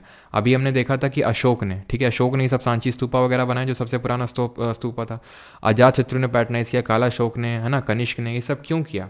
क्योंकि उस टाइम पे जो मासेस हुआ करते थे, जो जनता थी, वो जैनिज़्म बुद्धिज़्म अडॉप्ट कर रही थी। तो जो ऑब्वियस सी बात है, जो जनता धर्म अडॉप्ट करेगी तो वही राजा भी अडॉप्ट करना चाहेगा, सो दैट जनता का दिल जीत सकें, इसलिए। ठीक है, और बाकी अशोक ने क्या क्या और किया था काम, वो हम जब अशोक के बारे में अगले लेक्चर में पढ़ेंगे मौर्य डायनेस्टी में, तो वहाँ पर सारी चीज़ें पढ़ेंगे कि अशोक के पिलर एडिक्ट क्या हैं, अशोक के रॉक एडिक्ट क्या हैं, वो सारी चीज़ें हम आगे चल के उनको भी पढ़ने वाले हैं। ये 8 होली प्लेसेस हैं जो कि काफ़ी पवित्र कंसिडर की जाती हैं बुद्धिज़्म में, थोड़ा सा इनके बारे में ध्यान रखना। कुछ तो क्यों कंसिडर की जाती हैं आप पहले से ही पता है आपको, जैसे लुम्बिनी में इनका जन्म हुआ था गौतम बुद्ध जी का, तो इसलिए कंसिडर की जाती है। बोध गया में इनको निर्वाण की प्राप्ति हुई थी, सारनाथ में पहला उपदेश दिया था, कुशीनगर में इनकी डेथ हुई थी, राजगीर में पहली बुद्धिस्ट काउंसिल हुई थी, वैशाली में दूसरी बुद्धिस्ट काउंसिल हुई थी, राजगिरी, वैशाली, पाटलिपुत्र और कुंडलवन कश्मीर, हमने देखा था 4 बुद्धिस्ट काउंसिल। ठीक है, तो ये 8 होली प्लेसेस हैं बुद्धिज़्म में। ठीक है, बाकी लैंड कैपिटल देख लो, वैसे तो अशोक के बारे में जब पढ़ेंगे तो डिटेल में पढ़ेंगे ये सब क्या होता है, इन्वर्टेड लोटस, अबैकस क्या होता है। ठीक है, और ये हमारे लाइन्स वगैरह कैपिटल बोलते हैं इसको। ठीक है, और ये हमारी लोमस ऋषि केव। ठीक है, लोमस ऋषि केव को जो है अशोक ने बनवाया था आजीविका सेक्ट के लिए। ठीक है, आजीविका सेक्ट ने बनवाया था इसको, मतलब आजीविका सेक्ट के लिए बनवाया गया था इसको अशोक जी के द्वारा। ठीक है, अशोक जी के द्वारा। तो यहाँ पर हमारी चीज़ें होती हैं ख़त्म। अब हम यहाँ पर करने वाले हैं क्वेश्चंस, और क्वेश्चंस करके आपको और मज़ा आने वाला है। ठीक है, तो और एक चीज़ कि जो लोग भी इंग्लिश का बैच, क्योंकि आप लोगों का जो जीके बैच है,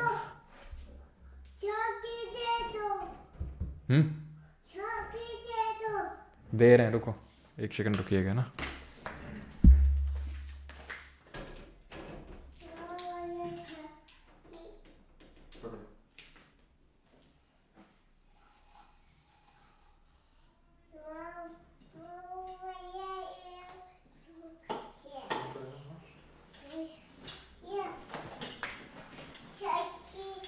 शांत शांत शांत शांत एकदम।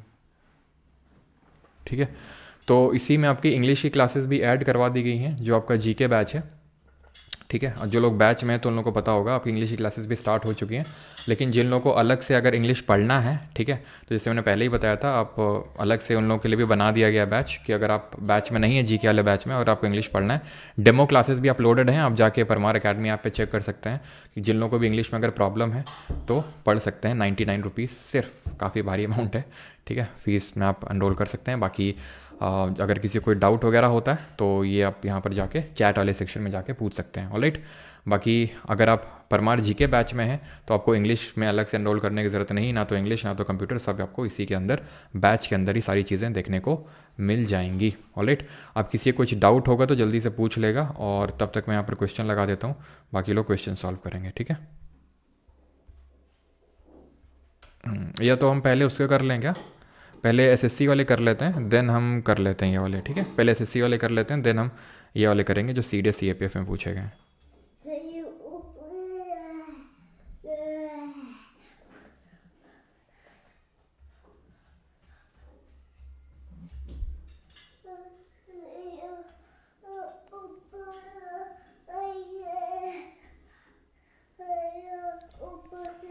शांत रहो, नहीं मार खाओगे तुम, शांत रहो। क्या हो गया? साइकिल से खेलो ना अभी, साइकिल से खेल लो। अरे यार रुकना अभी, ठीक है।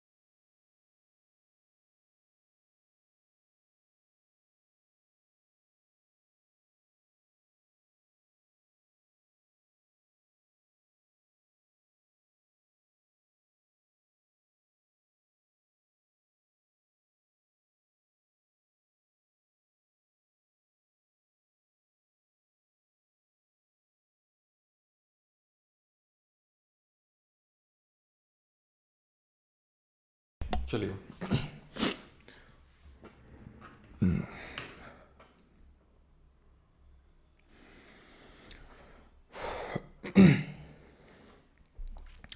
तो according to Jain philosophy the term Jina means, तो लॉर्ड फ्री फ्रॉम फेटर्स वर्दी या फिर कॉन्करर। तो जीना वो होता है जिसने हर चीज़ को कॉन्कर कर लिया है, ठीक है। सर फीस कम कर दीजिए, कितनी कम कर दें हैं? जीके भी है, कंप्यूटर भी है, इंग्लिश भी ऐड कर दिया, फीस कम कर दो। अब उसमें तुम्हारी निर्मला मैडम 18%, उसमें निर्मला मैडम को चाहिए इनडायरेक्ट टैक्स, उसके बाद फिर डायरेक्ट टैक्स अलग होता है। और उसमें ऐप वालों का कमीशन अलग होता है, पेमेंट गेटवे का अलग होता है। तुमको लगता है ना? ये फीस कॉन्करर बिल्कुल। विच of the following state was Lord Mahavira born? तो महावीर जी का जन्म किस स्टेट में हुआ था? महाराष्ट्र, कर्नाटका, बिहार या गुजरात में? तो हुआ था आपका बिहार, है ना। सर बच्चे को तंग क्यों कर रहे हो? तंग नहीं कर रहे हैं। At the age of dash Mahavira left home and went to live in a forest. अच्छा, किसी को मैंने डाउट वगैरह मैंने आई थिंक देखा नहीं, डाउट तो नहीं है ना उसका जो हम लोगों ने चीज़ें की हैं? मैंने आई थिंक डाउट देखना भूल गया था वो। चलिए। तो एट द एज ऑफ, तो 30 साल की उम्र में गृह त्याग किया था गौतम बुद्ध ने, और सॉरी 29 साल की उम्र में किया था गौतम बुद्ध ने, और 30 साल की उम्र में किया था वर्धमान महावीर जी ने। Where did lord Mahavir attain salvation? तो साल्वेशन की प्राणी की जो उनको कैवल्य की प्राप्ति हुई वो कहाँ पर हुई? तो वो एक्चुअल में, सॉरी साल्वेशन की बात हो रही, साल्वेशन मतलब कि जिन्होंने अपना एक तरह से प्राण त्यागे, वो पावापुरी में हुआ, ऑप्शन नंबर बी में, ठीक है। At which of the following Agam describes non violence in Jainism? तो कौन सा अगम है जो नॉन वायलेंस के बारे में बताता है? अगम का मतलब ये है कोई टेक्स्ट, है ना, कोई लिटरेरी टेक्स्ट। तो ये आपका सूत कृतंग सूत्र, ठीक है, सूत कृतंग सूत्र है जो कि नॉन वायलेंस के बारे में बताता है, ठीक है। The teachings of Mahavir and his followers were written about 1500 साल ago in the form of in which they are presently available at which place? तो कहाँ पर हैं अभी महावीर जी की ओरिजिनल टीचिंग्स है?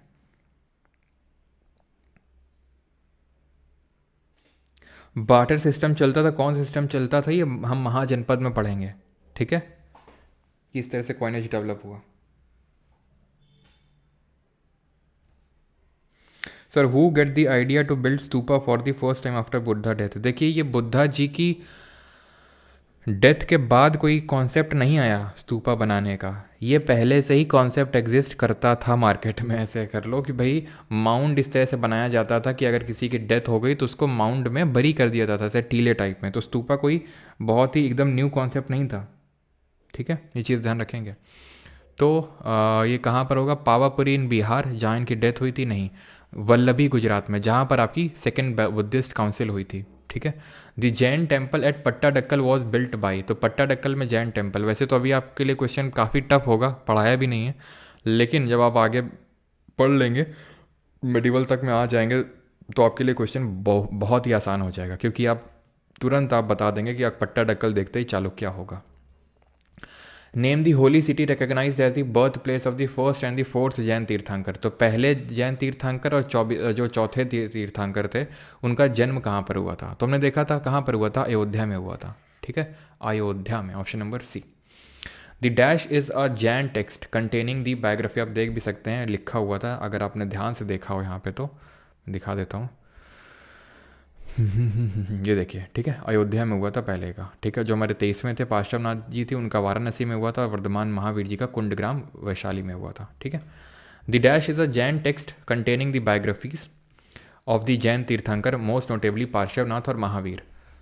उत्तर ध्यान, आदि पुराण, महापुराण या फिर कल्पसूत्र, जहाँ पर ठीक है, तो ये आपका Kalpasutra, option number D will be the correct answer. Kalpasutra में क्या है, बायोग्राफी है पार्श्वनाथ और महावीर। पार्श्वनाथ यानी हमारे जो 23वें तीर्थंकर थे जिनका सिंबल क्या था, सरपेंट यानी कि सांप था, और महावीर जिनका सिंबल लायन था, शेर था। हु वॉज द लास्ट तीर्थंकर ऑफ द जैन, तो लास्ट आखिरी तीर्थंकर कौन थे, यानी 24वें नंबर के वर्धमान महावीर जी थे।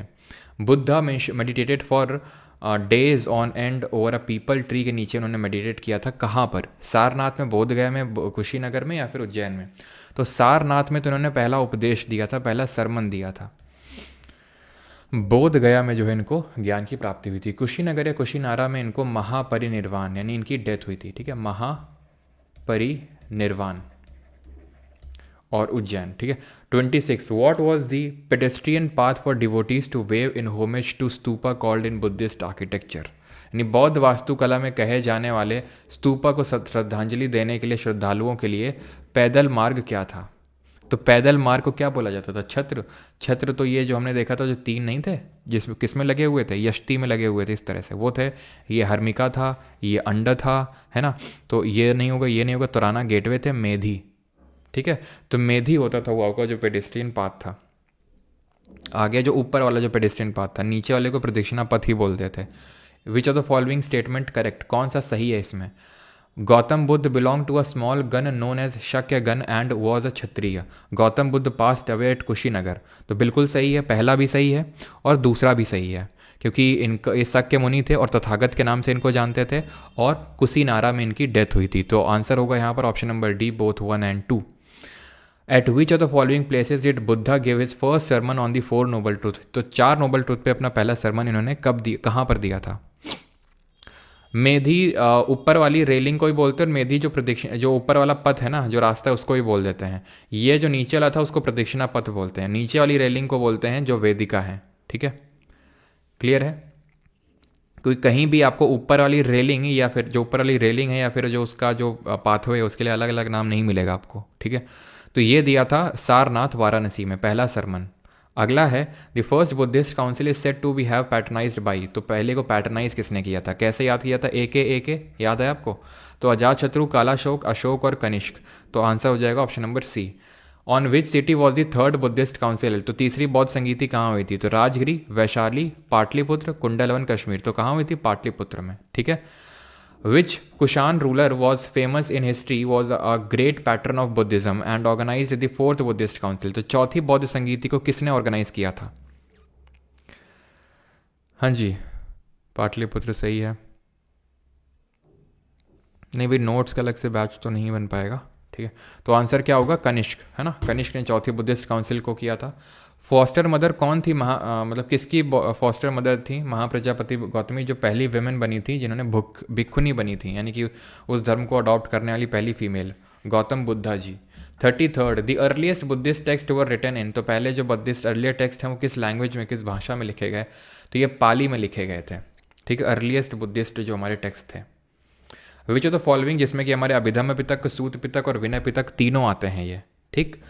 At which of the following locations is famous for having a hemispherical dome structured monument, तो ये कहाँ पर है, ये सांची में, रांची में नहीं, सांची में। इसको किस नाम से जानते हैं जरा बताइए, हेमिस्फेरिकल डोम को। 35 विच of the following is the largest stupa in India, सबसे बड़ा स्तूपा कौन सा है, तो ये कौन सा है, ये है आपका केसरिया स्तूपा। कहाँ पर है जल्दी से बताएंगे, शांति स्तूपा लद्दाख में, व्हाइट कलर का पूरा आपको देखने को मिलेगा, और सांची तो हमने देख ही लिया है, ये मध्य प्रदेश में है। और एक चीज़ मैं आपको बताना भूल गया, ठीक है, सांची में, वैसे तो मैं आपको ये बताऊंगा जब स्टैटिक जीके हम लोग पढ़ेंगे, कि ये जो सांची स्तूपा है ना, यहाँ पर आपका चेतियागिरी विहार करके एक फेस्टिवल है, उसको सेलिब्रेट किया जाता है। जो सांची का स्तूपा है यहाँ पर, ठीक है, सांची स्तूपा में यहाँ पर एक फेस्टिवल होता है, चेतियागिरी विहार फेस्टिवल, और इसमें है क्या कि ना, ये जो सांची स्तूपा बड़ा सा स्तूपा, इसके अराउंड भी स्तूपा हैं कुछ छोटे। तो स्तूपा नंबर 3 में सरीपुत्ता सरीपुत्ता और महामोगलेना, बिल्कुल रेलवे एनटीपीसी के लिए सफिशिएंट है। महामोगलेना, ये 2 बुद्धा जी के डिसाइपल्स थे, शिष्य थे। इनके रेलिक्स रखे गए हैं और इनके रेलिक्स को ही पूजा जाता है, करी जाती है चेतियागिरी विहार फेस्टिवल में, जिसका अभी मैंने कुछ दिन पहले एक छोटा सा वीडियो भी डाला था, अगर आपको पता हो। वैसे ही चीज़ मैं स्टैटिक जीके में भी जब फेस्टिवल पढ़ेंगे तो वहाँ पर भी देखेंगे, एमपी के फेस्टिवल जब देखेंगे, मध्य प्रदेश के। तो ठीक है, अगला है हमारा 36, which is the oldest stupa of Buddhist period. तो बुद्धिस्ट पीरियड का ओल्डेस्ट स्तूपा कौन सा है, सबसे पुराना? तो धामेक, तो हमने देखा था, ये कहाँ है जल्दी से बताइए, जो सिलेंडर शेप में है। महाबोधि स्तूपा बोध गया में है। केसरिया स्तूपा सबसे बड़ा है जो बिहार में है। सांची स्तूपा सबसे पुराना है, अशोक के टाइम से बनना शुरू हुआ था, ये सारनाथ में। ठीक है,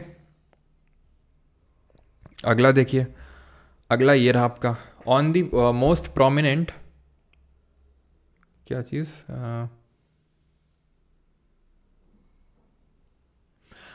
किस करोड़, जंबिका ग्राम। जंबिका जो ग्राम है वो आपका बिहार में ही पड़ता है, जो जंबिका ग्राम है वो बिहार में ही है। ठीक है, one of the most prominent Buddhist structures in India dash stupa at Sarnath was constructed by the great modern king Ashoka. तो अशोक ने किसको बनवाया था? धौली, धामेक, भरनौत या फिर ललितगिरी। तो ये बनवाया था जो धामेक का था। ठीक है, सारनाथ में। Who among the following has written the biography of Buddha, Buddha Charitra. तो बुद्ध चरित्र किसने लिखी है? ये संस्कृत लैंग्वेज में, और किसने लिखी है? अश्वघोष ने। नागार्जुन या नागसेन और मिलिंद के बीच में डायलॉग हुआ था, जो मिलिंद पन्हों में लिखा हुआ है। ठीक है, अगला है Shailendra kings who founded their empire in south east Asia. तो ये जब हम पढ़ेंगे हम साउथ इंडिया की हिस्ट्री तो देखेंगे, यहाँ पर इंडोनेशिया में शैलेंद्र किंग्स का रूल था। इन्होंने Buddhism, Mahayana form of Buddhism को अडॉप्ट करके रखा हुआ था। इनको चोला डायनेस्टी के रूलर्स ने हराया भी था। With reference to Buddhist architecture what does chaitya mean. तो चैत्य का मतलब क्या होता है? बुद्धा के रेलिक्स, जहाँ बुद्धा के रेलिक्स जो होते हैं उनको चैत्य बोलते हैं। टेम्पल का एंट्रेंस होता है, फिर प्रेयर हॉल होता है। रेजिडेंस या मोनास्ट्री को किस नाम से जाना जाता था? विच of the following structure is associated with Buddhism. Buddhism से कौन सा एसोसिएटेड है? पल्लव, मंडप, शिखर या स्तूपा। तो बहुत आसान सा है, स्तूपा होगा। और अगर हम यहाँ पर बात करें मोनास्ट्री को, जहाँ पर ये लोग रहते थे उसको बोलते थे विहार, जहाँ पर ये लोग वर्शिप करते थे उसको चैत्य बोलते थे। The rules made under for the Buddhist sangha were written down in a book called as. तो रूल्स किस किताब में लिखे थे? तो हमने त्रिपिटक देखे थे, अभिधम्म पिटक, सूत्र पिटक, विनय पिटक। तो जो विनय पिटक था उसमें रूल्स वगैरह लिखे हुए थे। सूत्र पिटक में जो सरमन्स थे, जो इनके उपदेश थे वो लिखे हुए थे। अभिधम्म पिटक में जो फिलोसफिकल टीचिंग्स थी, बुद्धा के सरमन्स थे, उनका इंटरप्रिटेशन लिखा हुआ था। यानी काइंड ऑफ सूत्र पिटका का इंटरप्रिटेशन था इसमें। ठीक है, 43rd in Buddhist architecture which of the following are meditation cells and living quarters for the monks. तो जहाँ पर ये लोग मेडिटेशन करते थे और रहते भी थे वहाँ पर, तो लिविंग क्वार्टर तो आपका होगा ये विहार। ठीक है, विहार कहाँ पर है? Vihara, option number A. Rambhar stupa which marks the site where Buddha was cremated is situated in which of the following. जहाँ पर इनका क्रीमेशन हुआ था लॉर्ड बुद्धा का, वो कहाँ पर है? रामभर। तो रामभर मैंने आपको बताया था, ये आपका यूपी में ही पड़ता है, रामभर जगह। ठीक है, रामभर स्तूपा। अगला है भरूच स्तूपा डिपिक्ट दी जातका टेल। तो जातका टेल क्या है? तो बुद्धा जी के जो प्रीवियस बर्थ हैं उससे एसोसिएटेड हैं, जातक की कथाएं हैं। और ये भरूच जो स्तूपा है, जो मध्य प्रदेश में पड़ता है, वहाँ का जो स्तूपा है उसमें इसको डिपिक्ट किया गया है ये। ठीक है, दर्शाया गया भरूच स्तूपा में। Not a part of Buddhist stupa. कौन सा पार्ट नहीं है बुद्धिस्ट स्तूपा का? तो सर अंड भी है, ठीक है, हर्मिका भी है, छत्र भी है, ठीक है, लेकिन गोपुरा नहीं है। The lion capital was build to commemorate the historical event of Buddha. तो बुद्धा जी के किस पर्टिकुलर इवेंट को कमेमोरेट करने के लिए लायन कैपिटल को बनाया गया था? तो लायन कैपिटल कहाँ है? कहाँ है लायन कैपिटल? तो अभी मैंने नहीं पढ़ाया है, क्योंकि जब अशोक के बारे में देखेंगे तो वहाँ देखेंगे ये क्या होता है लायन कैपिटल। जो मैंने दिखाया नहीं था, वो इस तरह से इन्वर्टेड लोटस था, है ना, अबैकस था, और ये शेर बना हुआ था, जो हमारे भारत सरकार का भी नेशनल वो एम्बलम टाइप है। तो लायन कैपिटल सारनाथ में एक पिलर था, वहाँ से निकाला गया था, ये हम पढ़ेंगे। तो सारनाथ में ही क्या दिया गया था? पहला उपदेश दिया गया था। डेथ कहाँ हुई थी? कुशीनारा में हुई थी। ठीक है, 48 Chetiyagiri vihara is a dash festival celebrated in Sanchi. तो चैत्यागिरी विहार फेस्टिवल जिसकी अभी हम चर्चा कर रहे थे, जहाँ पर महामोगलेना और सारिपुत्ता जो उनके डिसाइपल्स थे उनके रिलिक्स को वर्शिप करने के लिए फेस्टिवल को सेलिब्रेट किया जाता है। तो ये Buddhist, option number D will be the correct answer. Which of the following Buddhist sites is located in UP. तो यूपी में कौन सी है, करले, सारनाथ, अमरावती या फिर सांची। तो सांची तो एमपी में, अमरावती आपकी आंध्रा में, सारनाथ सही आंसर होगा। और 50वां क्वेश्चन और कर लेते हैं, देन उसके बाद हम लोग यूपीएससी के द्वारा जो पूछेगा बढ़िया कायदे के क्वेश्चन है वो करेंगे। Gandhara school of art was influenced by the art of which of the following European countries. तो गांधार स्कूल जो आर्ट है वो इटली की से इन्फ्लुएंस था, बेल्जियम से, हंगरी से व ग्रीस से। तो ये आपका ग्रीस से इन्फ्लुएंस था, ठीक है, गांधार स्कूल ऑफ आर्ट का। एक क्वेश्चन और करो। With reference to Ajivika consider the following statement. Makhali Gosal was the prominent teacher of this sect, Ajivika believed in fatalism. बताओ जल्दी से, इसमें से कौन सा सही है। ये इसी बार के सीजीएल के पेपर में क्वेश्चन पूछा गया है, सीजीएल के पेपर में। तो मखाली गौसल जो वर्धमान महावीर जी के साथ गृह त्याग किए थे, है ना, उन्होंने किस उम्र में किया था, 30 साल की उम्र में। लेकिन बाद में उन्होंने आजीविका सेक्ट अपना अलग से बना लिया जो कि फेटलिज्म में बिलीव करते थे, यानी हर चीज़ फेट यानी कि नियति पे निर्धारित है ना। विच of the following Buddhist sages had initiated the Indo Greek king मियांडर into Buddhist. तो किसने कन्वर्ट किया था मियांडर को बुद्धिज्म में, तो ये किसने किया था, नागसेन ने। क्लियर है। तो एक दो और कर लेते हैं। धार्मिक स्तूपा कहाँ पे, आप कर लेंगे यार, सारनाथ में है। बाकी तो आई थिंक ये पूछ रहा है कि किस मटेरियल से बना है। जो पिपरवा स्तूपा है वो किस मटेरियल से बना हुआ है। तो सैंड स्टोन से तो ध्यान रखना यार, ये सांची वाला बना हुआ है। लेकिन जितना मुझे पता है पिपरवा वाला जो है था वो ब्रिक से बना हुआ था, ईंटों से बना है, ठीक है, ईंटों से होगा ये जो केसरिया धामेक है, ये रामभर है, चिरतोप, ये पिपरवा, ठीक है, ये मोस्टली आपका ब्रिक ईंटों से ही बना है, ठीक है।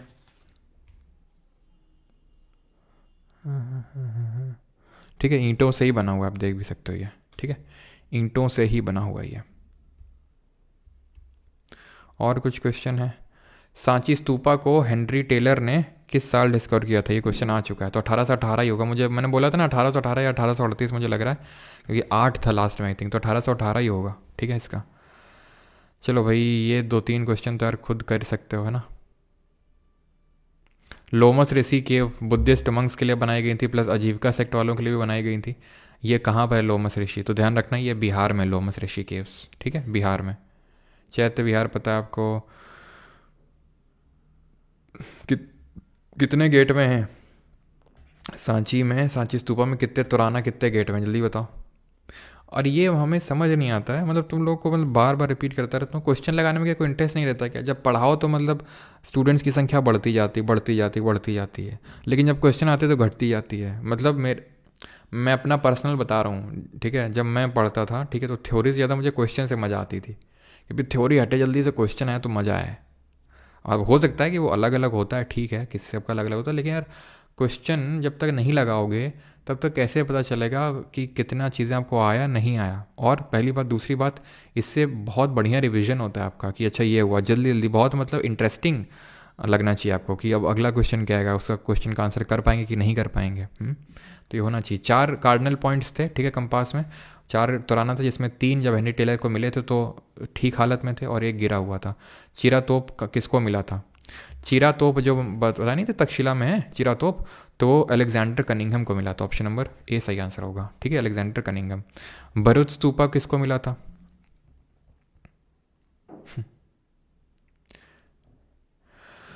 तो चीरा तोप इसका तो अलेक्जेंडर कनिंघम होगा, ठीक है,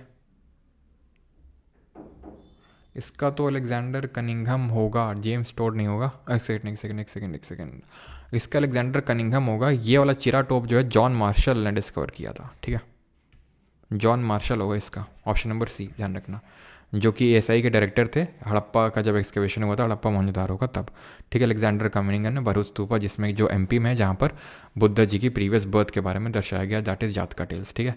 चलो अब आ जाओ जरा, आ जाओ, भाग के सभी लोग, ठीक है। अब ये 10 क्वेश्चन करेंगे ये वाले, ठीक है, करो जल्दी से। With reference to the consider the following statement, ये CPF 2023 में पूछा गया question. With reference to Jainism, Vardhaman Mahavir attend kaivalya outside the town of Jambhika gram, जो कि कहाँ पर है, रिज्जू पालिका रिवर के bank spend in the field of house holder name Samag Samag करके एक था बंदा, उसके घर के बाहर था ये। तो बिल्कुल सही है, कैवल्य की प्राप्ति हुई थी इनको, ठीक है। जंबिका ग्राम जो हमने देखा था कहाँ है, बिहार में। स्टड गए मतलब, चलो। The state when the karma particles actually begin to flow towards the jiva to bind, it is known as asrava. तो अस्रव क्या होता है जैन धर्म में, जहाँ पर आप जो है जो कर्म पार्टिकल हैं begin to flow towards the jiva to bind, यानी कि आपको काइंड ऑफ हम बोल सकते हैं कि आपका बॉडी और आपका जो माइंड है वो दोनों मिल के आपको एक काइंड ऑफ एनलाइटनमेंट उसने दे दिया आपको, उसको असरफ बोलते हैं। तो यहाँ पर दोनों होना चाहिए सही, option number C both 1 and 2। Not a Jain acharya, इनमें से जैन आचार्य कौन से नहीं है, भद्रबाहु, खेम, हरिभद्र या फिर सिद्धसेन दिवाकर। तो भद्रबाहु तो यार थे, भद्रबाहु नहीं, कौन से सेक्ट ऑफ जैन धर्म की फाउंडेशन करी थी जब बताएंगे। तो भद्रबाहु तो जैन आचार्य थे, खेम नहीं थे, खेम एक जो है बुद्धिस्ट आचार्य थे, ठीक है। हरिभद्र भी थे, भद्र बाहु ऐसे करके याद कर सकते हो, ठीक है, वैसे रटना नहीं है आपको। Which of the following statement about the Shvetambar sect of Jainism is not correct. तो श्वेतांबर सेक्ट के बारे में कौन सा सही नहीं है। It refers to monks who wear white clothes, श्वेत, श्वेत मतलब सफ़ेद कपड़े पहनते थे, सही है। It refers to monks who migrated to the south of Vindhya in the 4th century BC, नहीं। जब अकाल आया था तो एक सेक्ट ऊपर ही रह गया था, ठीक है, जो सफ़ेद कपड़े बाद में पहनने लगा था, और जो नीचे गया था उसको लीड किया था भद्रबाहु ने, और उन्होंने दिगंबर सेक्ट बनाया था। जब वापस गए तो उन्होंने देखा था कि यार ये लोग तो सफ़ेद कपड़े पहनने लगे, तो ये माइग्रेट नहीं किए थे, माइग्रेट किए थे वो जो दिगंबर वाले थे वो, ठीक है। 12 अंग को इन्होंने रिकॉग्नाइज़ किया था बिल्कुल, क्योंकि पहली बुद्धिस्ट काउंसिल जो है वो श्वेतांबरों ने ही ऑर्गेनाइज करी थी, क्योंकि दिगंबर वाले ने बॉयकॉट कर दिया था, ठीक है। जो पहली सॉरी बौद्ध संगीति बोलो, पहली जो जैन काउंसिल हुई थी कहाँ हुई थी, जल्दी से बताएंगे। According to Jain tradition who was the first Jain Tirthankar, तो पहले जैन तीर्थंकर कौन थे। बिल्कुल सफिशिएंट है शानू जी, SSSB एग्ज़ाम्स के लिए, ठीक है। जितने भी बीच में एग्ज़ाम होते हैं सब अभी सारे स्टूडेंट्स ने क्रैक किए हैं। अभी IB भी आया, IB का फाइनल रिजल्ट आया, कितने सारे स्टूडेंट्स रहे हैं, ठीक है। तो फर्स्ट जैन तीर्थंकर कौन थे, ऋषभ देव थे, option number A will be the correct answer. Parshvanath कौन थे, 23वें नंबर के थे। अरिष्टानेमी 22वें नंबर के थे। वर्धमान महावीर 24वें नंबर के थे, ठीक है। ऋषभ देव जी का सिंबल बताइए जल्दी से। अगला है in Jainism in which of the following does not form of a part of triratna, तो जैनिज्म में त्रिरत्न का पार्ट कौन सा नहीं है। त्रिरत्न जैनिज्म और बुद्धिज्म में अलग अलग पढ़े थे, और जैनिज्म में पढ़े थे KFC, राइट नॉलेज यानी सम्यक जानना, राइट फेथ, ठीक है, साम्यक और राइट कंडक्ट, साम्यक दर्शन, ठीक है। तो साम्यक जानना था ये, और ये साम्यक दर्शन और साम्यक चरित्र। तो साम्यक जानना है, साम्यक चरित्र, साम्यक दर्शन है, साम्यक पंच महाव्रत करके कुछ नहीं था, ठीक है। बुद्धिज्म में क्या था आपका त्रिरत्न, बुद्धा, धम्मा और संघा, ठीक है।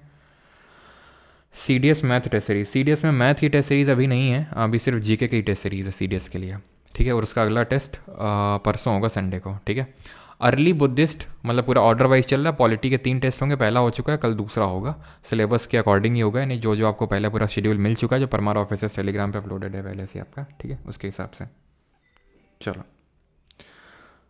आगे है, तो early Buddhist cultures did not show Buddha in human form, through which of the following symbols was Buddha's presence shown by the early sculptures. तो स्कल्चर्स का मतलब यहाँ पे ये है, जो हमारे स्तूपा थे, तो स्तूपा मैंने दिखाया तो मूर्तियाँ टाइप नहीं बनी थी, जिसमें कि एक वो मैंने आपको दिखाई थी शाल भांजिका की, तो वैसे ही बुद्धा जी को अलग अलग फॉर्म में डिपिक्ट किया गया। तो जो अर्ली स्कल्चर्स हैं उसमें बुद्धा जी को एक खाली सीट में, ठीक है, एम्प्टी सीट दिखाई गई है वहाँ पर, ठीक है, व्हील है, एक चक्का, ट्री, स्तूपा, ठीक है। Option number D is the correct answer, empty seat, wheel, tree and stupa.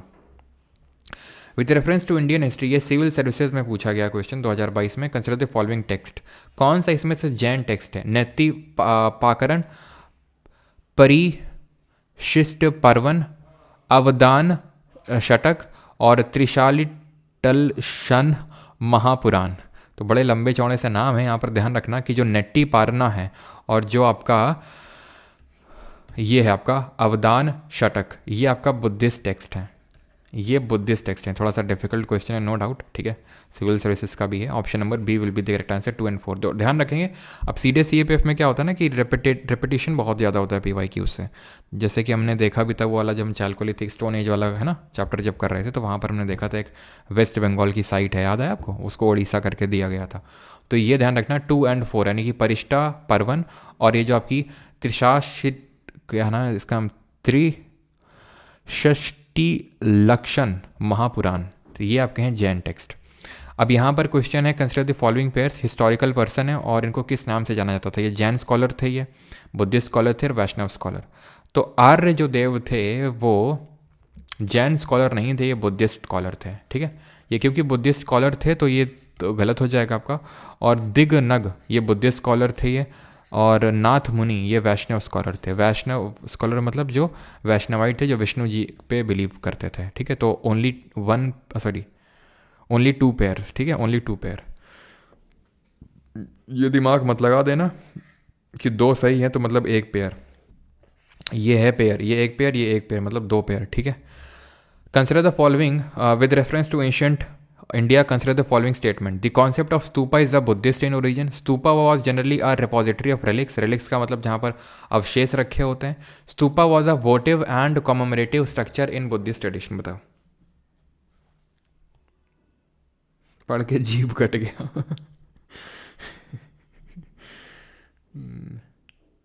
कहाँ से लाया ऐसे नाम, बुक आउट ऑफ स्टॉक दिखा रहा है। अच्छा, इंग्लिश क्लास टाइमिंग रूबन जी अभी तो रिकॉर्डेड पढ़ रही हैं, कुछ क्लासेस रिकॉर्डेड रहेंगी। जैसे मैंने बताया था सर के पास काफ़ी टाइम की कमी है, ठीक है। उन्हें सर से जैसे तैसे आग्रह करके कहा है कि सर प्लीज़ क्लासेस लीजिए, और तो अभी तो रिकॉर्डेड जब उनको टाइम मिलता है डाल रहे हैं। लेकिन जैसे ही आप लोगों का मतलब अच्छा खासा रिस्पॉन्स हो जाएगा, यानी कि जब स्टूडेंट्स हो जाएंगे तो उसके बाद लाइव ही सर करेंगे। लेकिन कुछ क्लासेस शुरू में रिकॉर्डेड होंगी अभी, ठीक है, कुछ चैप्टर्स रिकॉर्डेड होंगे, फिर लाइव ही क्लास स्टार्ट हो जाएगी आपकी इंग्लिश में भी, ठीक। चलो, तो concept of stupa in Buddhist no, तो ये बुद्धिस्ट नहीं है, ध्यान रखेंगे, ठीक है। मैंने अभी बताया था, आप सी कैसे कर सकते हो, मैंने अभी बताया था कि स्तूपा का जो कॉन्सेप्ट है ऐसा नहीं कि बुद्धिस्ट ओरिजिन का है। पहले ही भी लोग जब बरी करते थे किसी को तो ऐसा माउंड ऐसे टीला बना दिया करते थे, स्तूपा वही होता है आपका। तो पहला तो गलत होगा, तो मतलब ऑल 3 तो नहीं होगा। स्तूपा में रिपोजिटरी रखे जाते हैं, तो बिल्कुल रखे जाते हैं, हमने देखा था कि जो अवशेष हैं वो रखे जाते हैं, तो ये भी नहीं होगा, ठीक है, एक तो सही है ही। स्तूपा वॉज अ वोटिव, यानी कि बौद्ध परंपरा में स्तूप एक संकल्प अर्पित या स्मारक, यानी कि स्मारक ही तो है, स्मारक किसी चीज़ को, बुद्ध जी की डेथ का स्मारक है ये, ठीक है। तो ओनली 2 होगा यहाँ पर, ऑप्शन नंबर बी। आखिरी क्वेश्चन करेंगे, and that is which of the following statement with regard to the historical importance of Kushinagar is correct. तो CISF असिस्टेंट कमांडेंट में क्वेश्चन पूछा गया है कि कुशीनगर के रिगार्डिंग मतलब क्या चीज़, क्यों कुशीनगर इतना हिस्टोरिकल पर्सपेक्टिव से इंपॉर्टेंट है। तो Siddhartha Gautam's great departure took place here, तो गौतम बुद्ध जी ने यहीं पर गृह त्याग किया था, बिल्कुल नहीं। जो सिद्धार्थ गौतम जी के पिता थे सुद्धोधन, तो हमने देखा था कि वो गौतम बुद्ध वो शाक्य मुनि थे, एक्चुअल में वो कौशलपुर राजा, किसको बोलते हैं, भगवान राम को, अयोध्या के पास जो नगरी पड़ती है, तो वहीं पे ही सिद्धार्थ गौतम जो जी हैं वो वहाँ पर उस टाइम पे थे, ठीक है। तो कुशीनगर नहीं होगा। श्रमणा क्या होता है, तो मैंने आपको बताया था, श्रमण का मतलब होता है जो हीट्रोडॉक्स सेक्ट होते हैं, जैन और बुद्धिस्ट, इनको श्रमण बोलते हैं हिंदी, मतलब अगर हम संस्कृत में बात करें तो एसेटिक का मतलब होता है गृह त्याग, ठीक है, काइंड ऑफ सब कुछ त्याग दिया। Siddharth Gautam obtained is enlightenment नहीं मिला था, बोध गया मिला था। धर्मचक्र प्रवर्तन और सारनाथ में पहला सरमन दिया था, यहाँ पर महापरिनिर्वाण यानी कि डेथ हुआ था इनका, ठीक है। Souls are not only the property of animal and plant life but also of rocks, यानी कि आत्मा केवल जंतु और पादप जीवन की संपदा नहीं है, बल्कि शिलाओं, प्रवाहित जलधाराओं, इनमें भी सोल होता है, इनमें भी आत्मा होती है। ये कौन सा धर्म बोलता है, याद करो, अनेकांतवाद की फिलॉसफी है ना, एक चीज़ को डिफरेंट तरह से देखने का जो एक वो होता है, और साथ ही साथ कि ये जो मतलब एंटायर वर्ल्ड इज एनिमेटेड, हर चीज़ में लाइफ है, everything as a life, ये जैनिज्म धर्म में बोला जाता है, ठीक है। आखिरी क्वेश्चन कर लेंगे with reference to ancient India, Gautam Buddha was generally known by which of the following epithets, तो गौतम बुद्ध को किस नाम से जाना जाता था। सर वो जानना नहीं, साम्यक ज्ञान होता है, sorry Aparajita ji, sorry for that, साम्यक ज्ञान, ठीक है, राइट। चलिए, तो नयापुत्ता, शाक्य मुनि और तथागत, तो हमने देखा था नयापुत्ता तो नाम था महावीर जी का, ठीक है, नयापुत्ता याद आया, और शाक्य मुनि बोलते थे बिकॉज शाक्य क्लैन से थे, और तथागत बोलते थे इनको, ठीक है, गौतम बुद्ध जी को। तो ऑप्शन नंबर बी, इसी बार के सिविल सर्विसेज के पेपर का क्वेश्चन है आपका। ओ हो काफ़ी बड़ा क्वेश्चन है। ठीक है, करो करो करो, मैं पढ़ता हूँ, ठीक है, दिखाई अगर दे रहा हो तो, दिखाई दे रहा है ना, मैं पढ़ता हूँ, ठीक है, बहुत बड़ा लग रहा होगा लेकिन देखते हैं पहले पढ़ के। CAPF में पूछा गया 2023 में, which of the following observation about the largest stupa at Sanchi.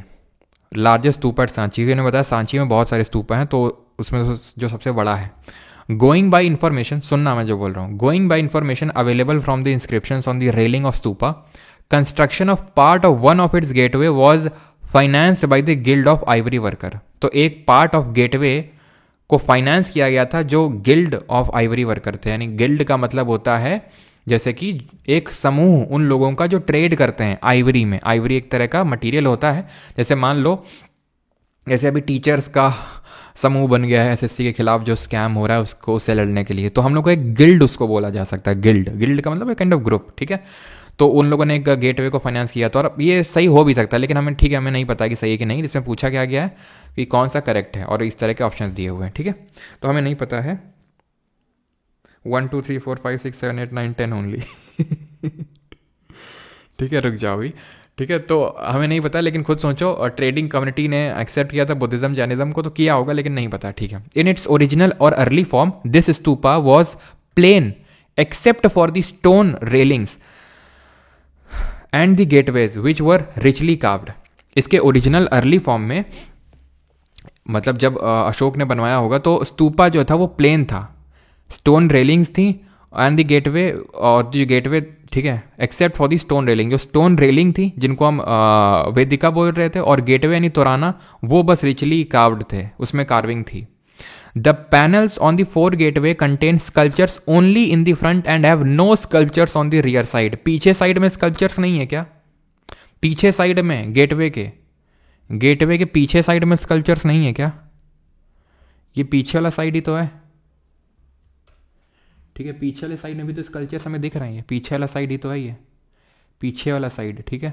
ज़्यादातर तो हमें आगे की ओर ही दिख रहे हैं, ठीक है, कुछ if I am not wrong पीछे की तरफ भी है। देखते हैं, ऑप्शन देखते हैं, ठीक है, आगे और बढ़ते हैं। ये हिंदी में क्वेश्चन है, हिंदी मीडियम वाले यहाँ पर पढ़ेंगे, ठीक है।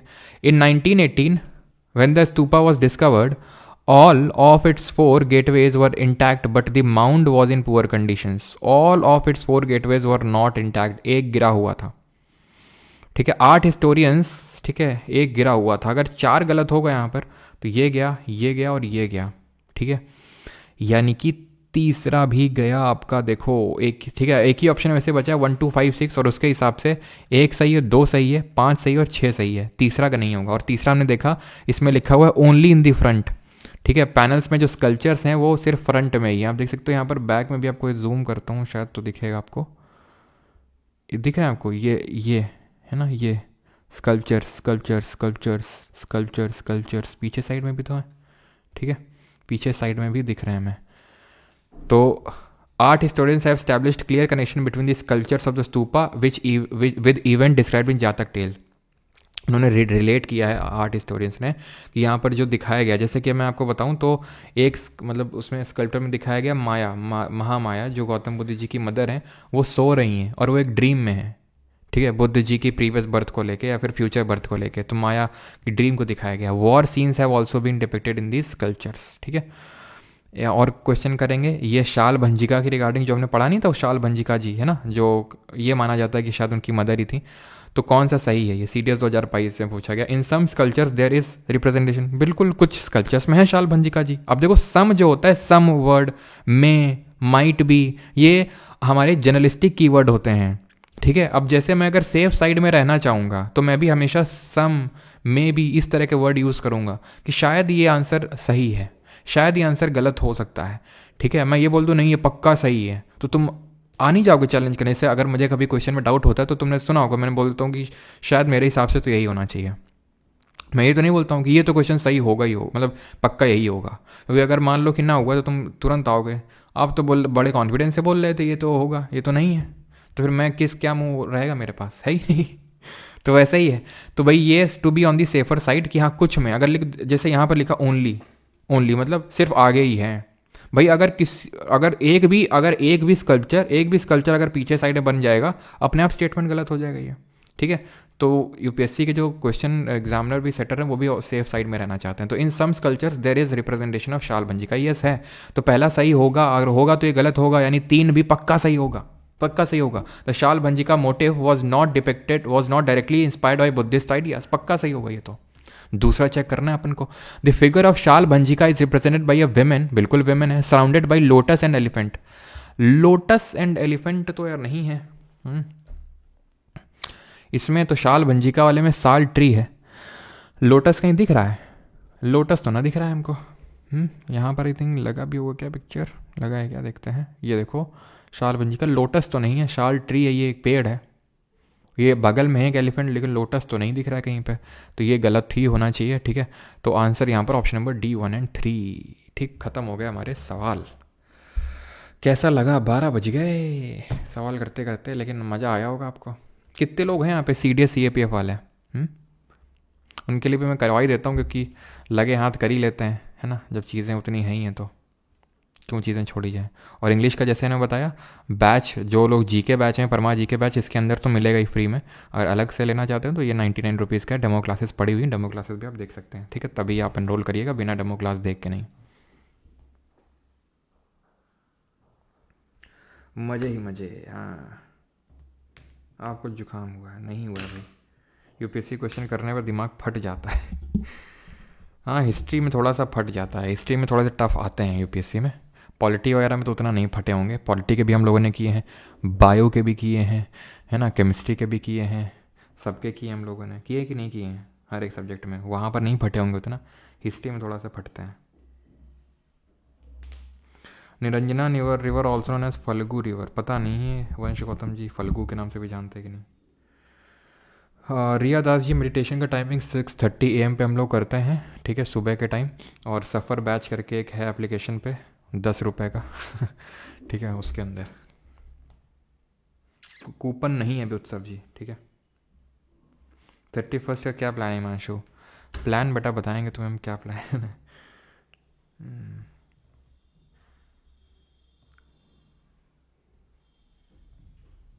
ऐसा फटते आवाज़ नहीं होती है, हाँ, दिमाग फट जाता नहीं, कुछ चीज़ों के फटने पर आवाज़ नहीं आती है, दिमाग भी उनमें से एक है।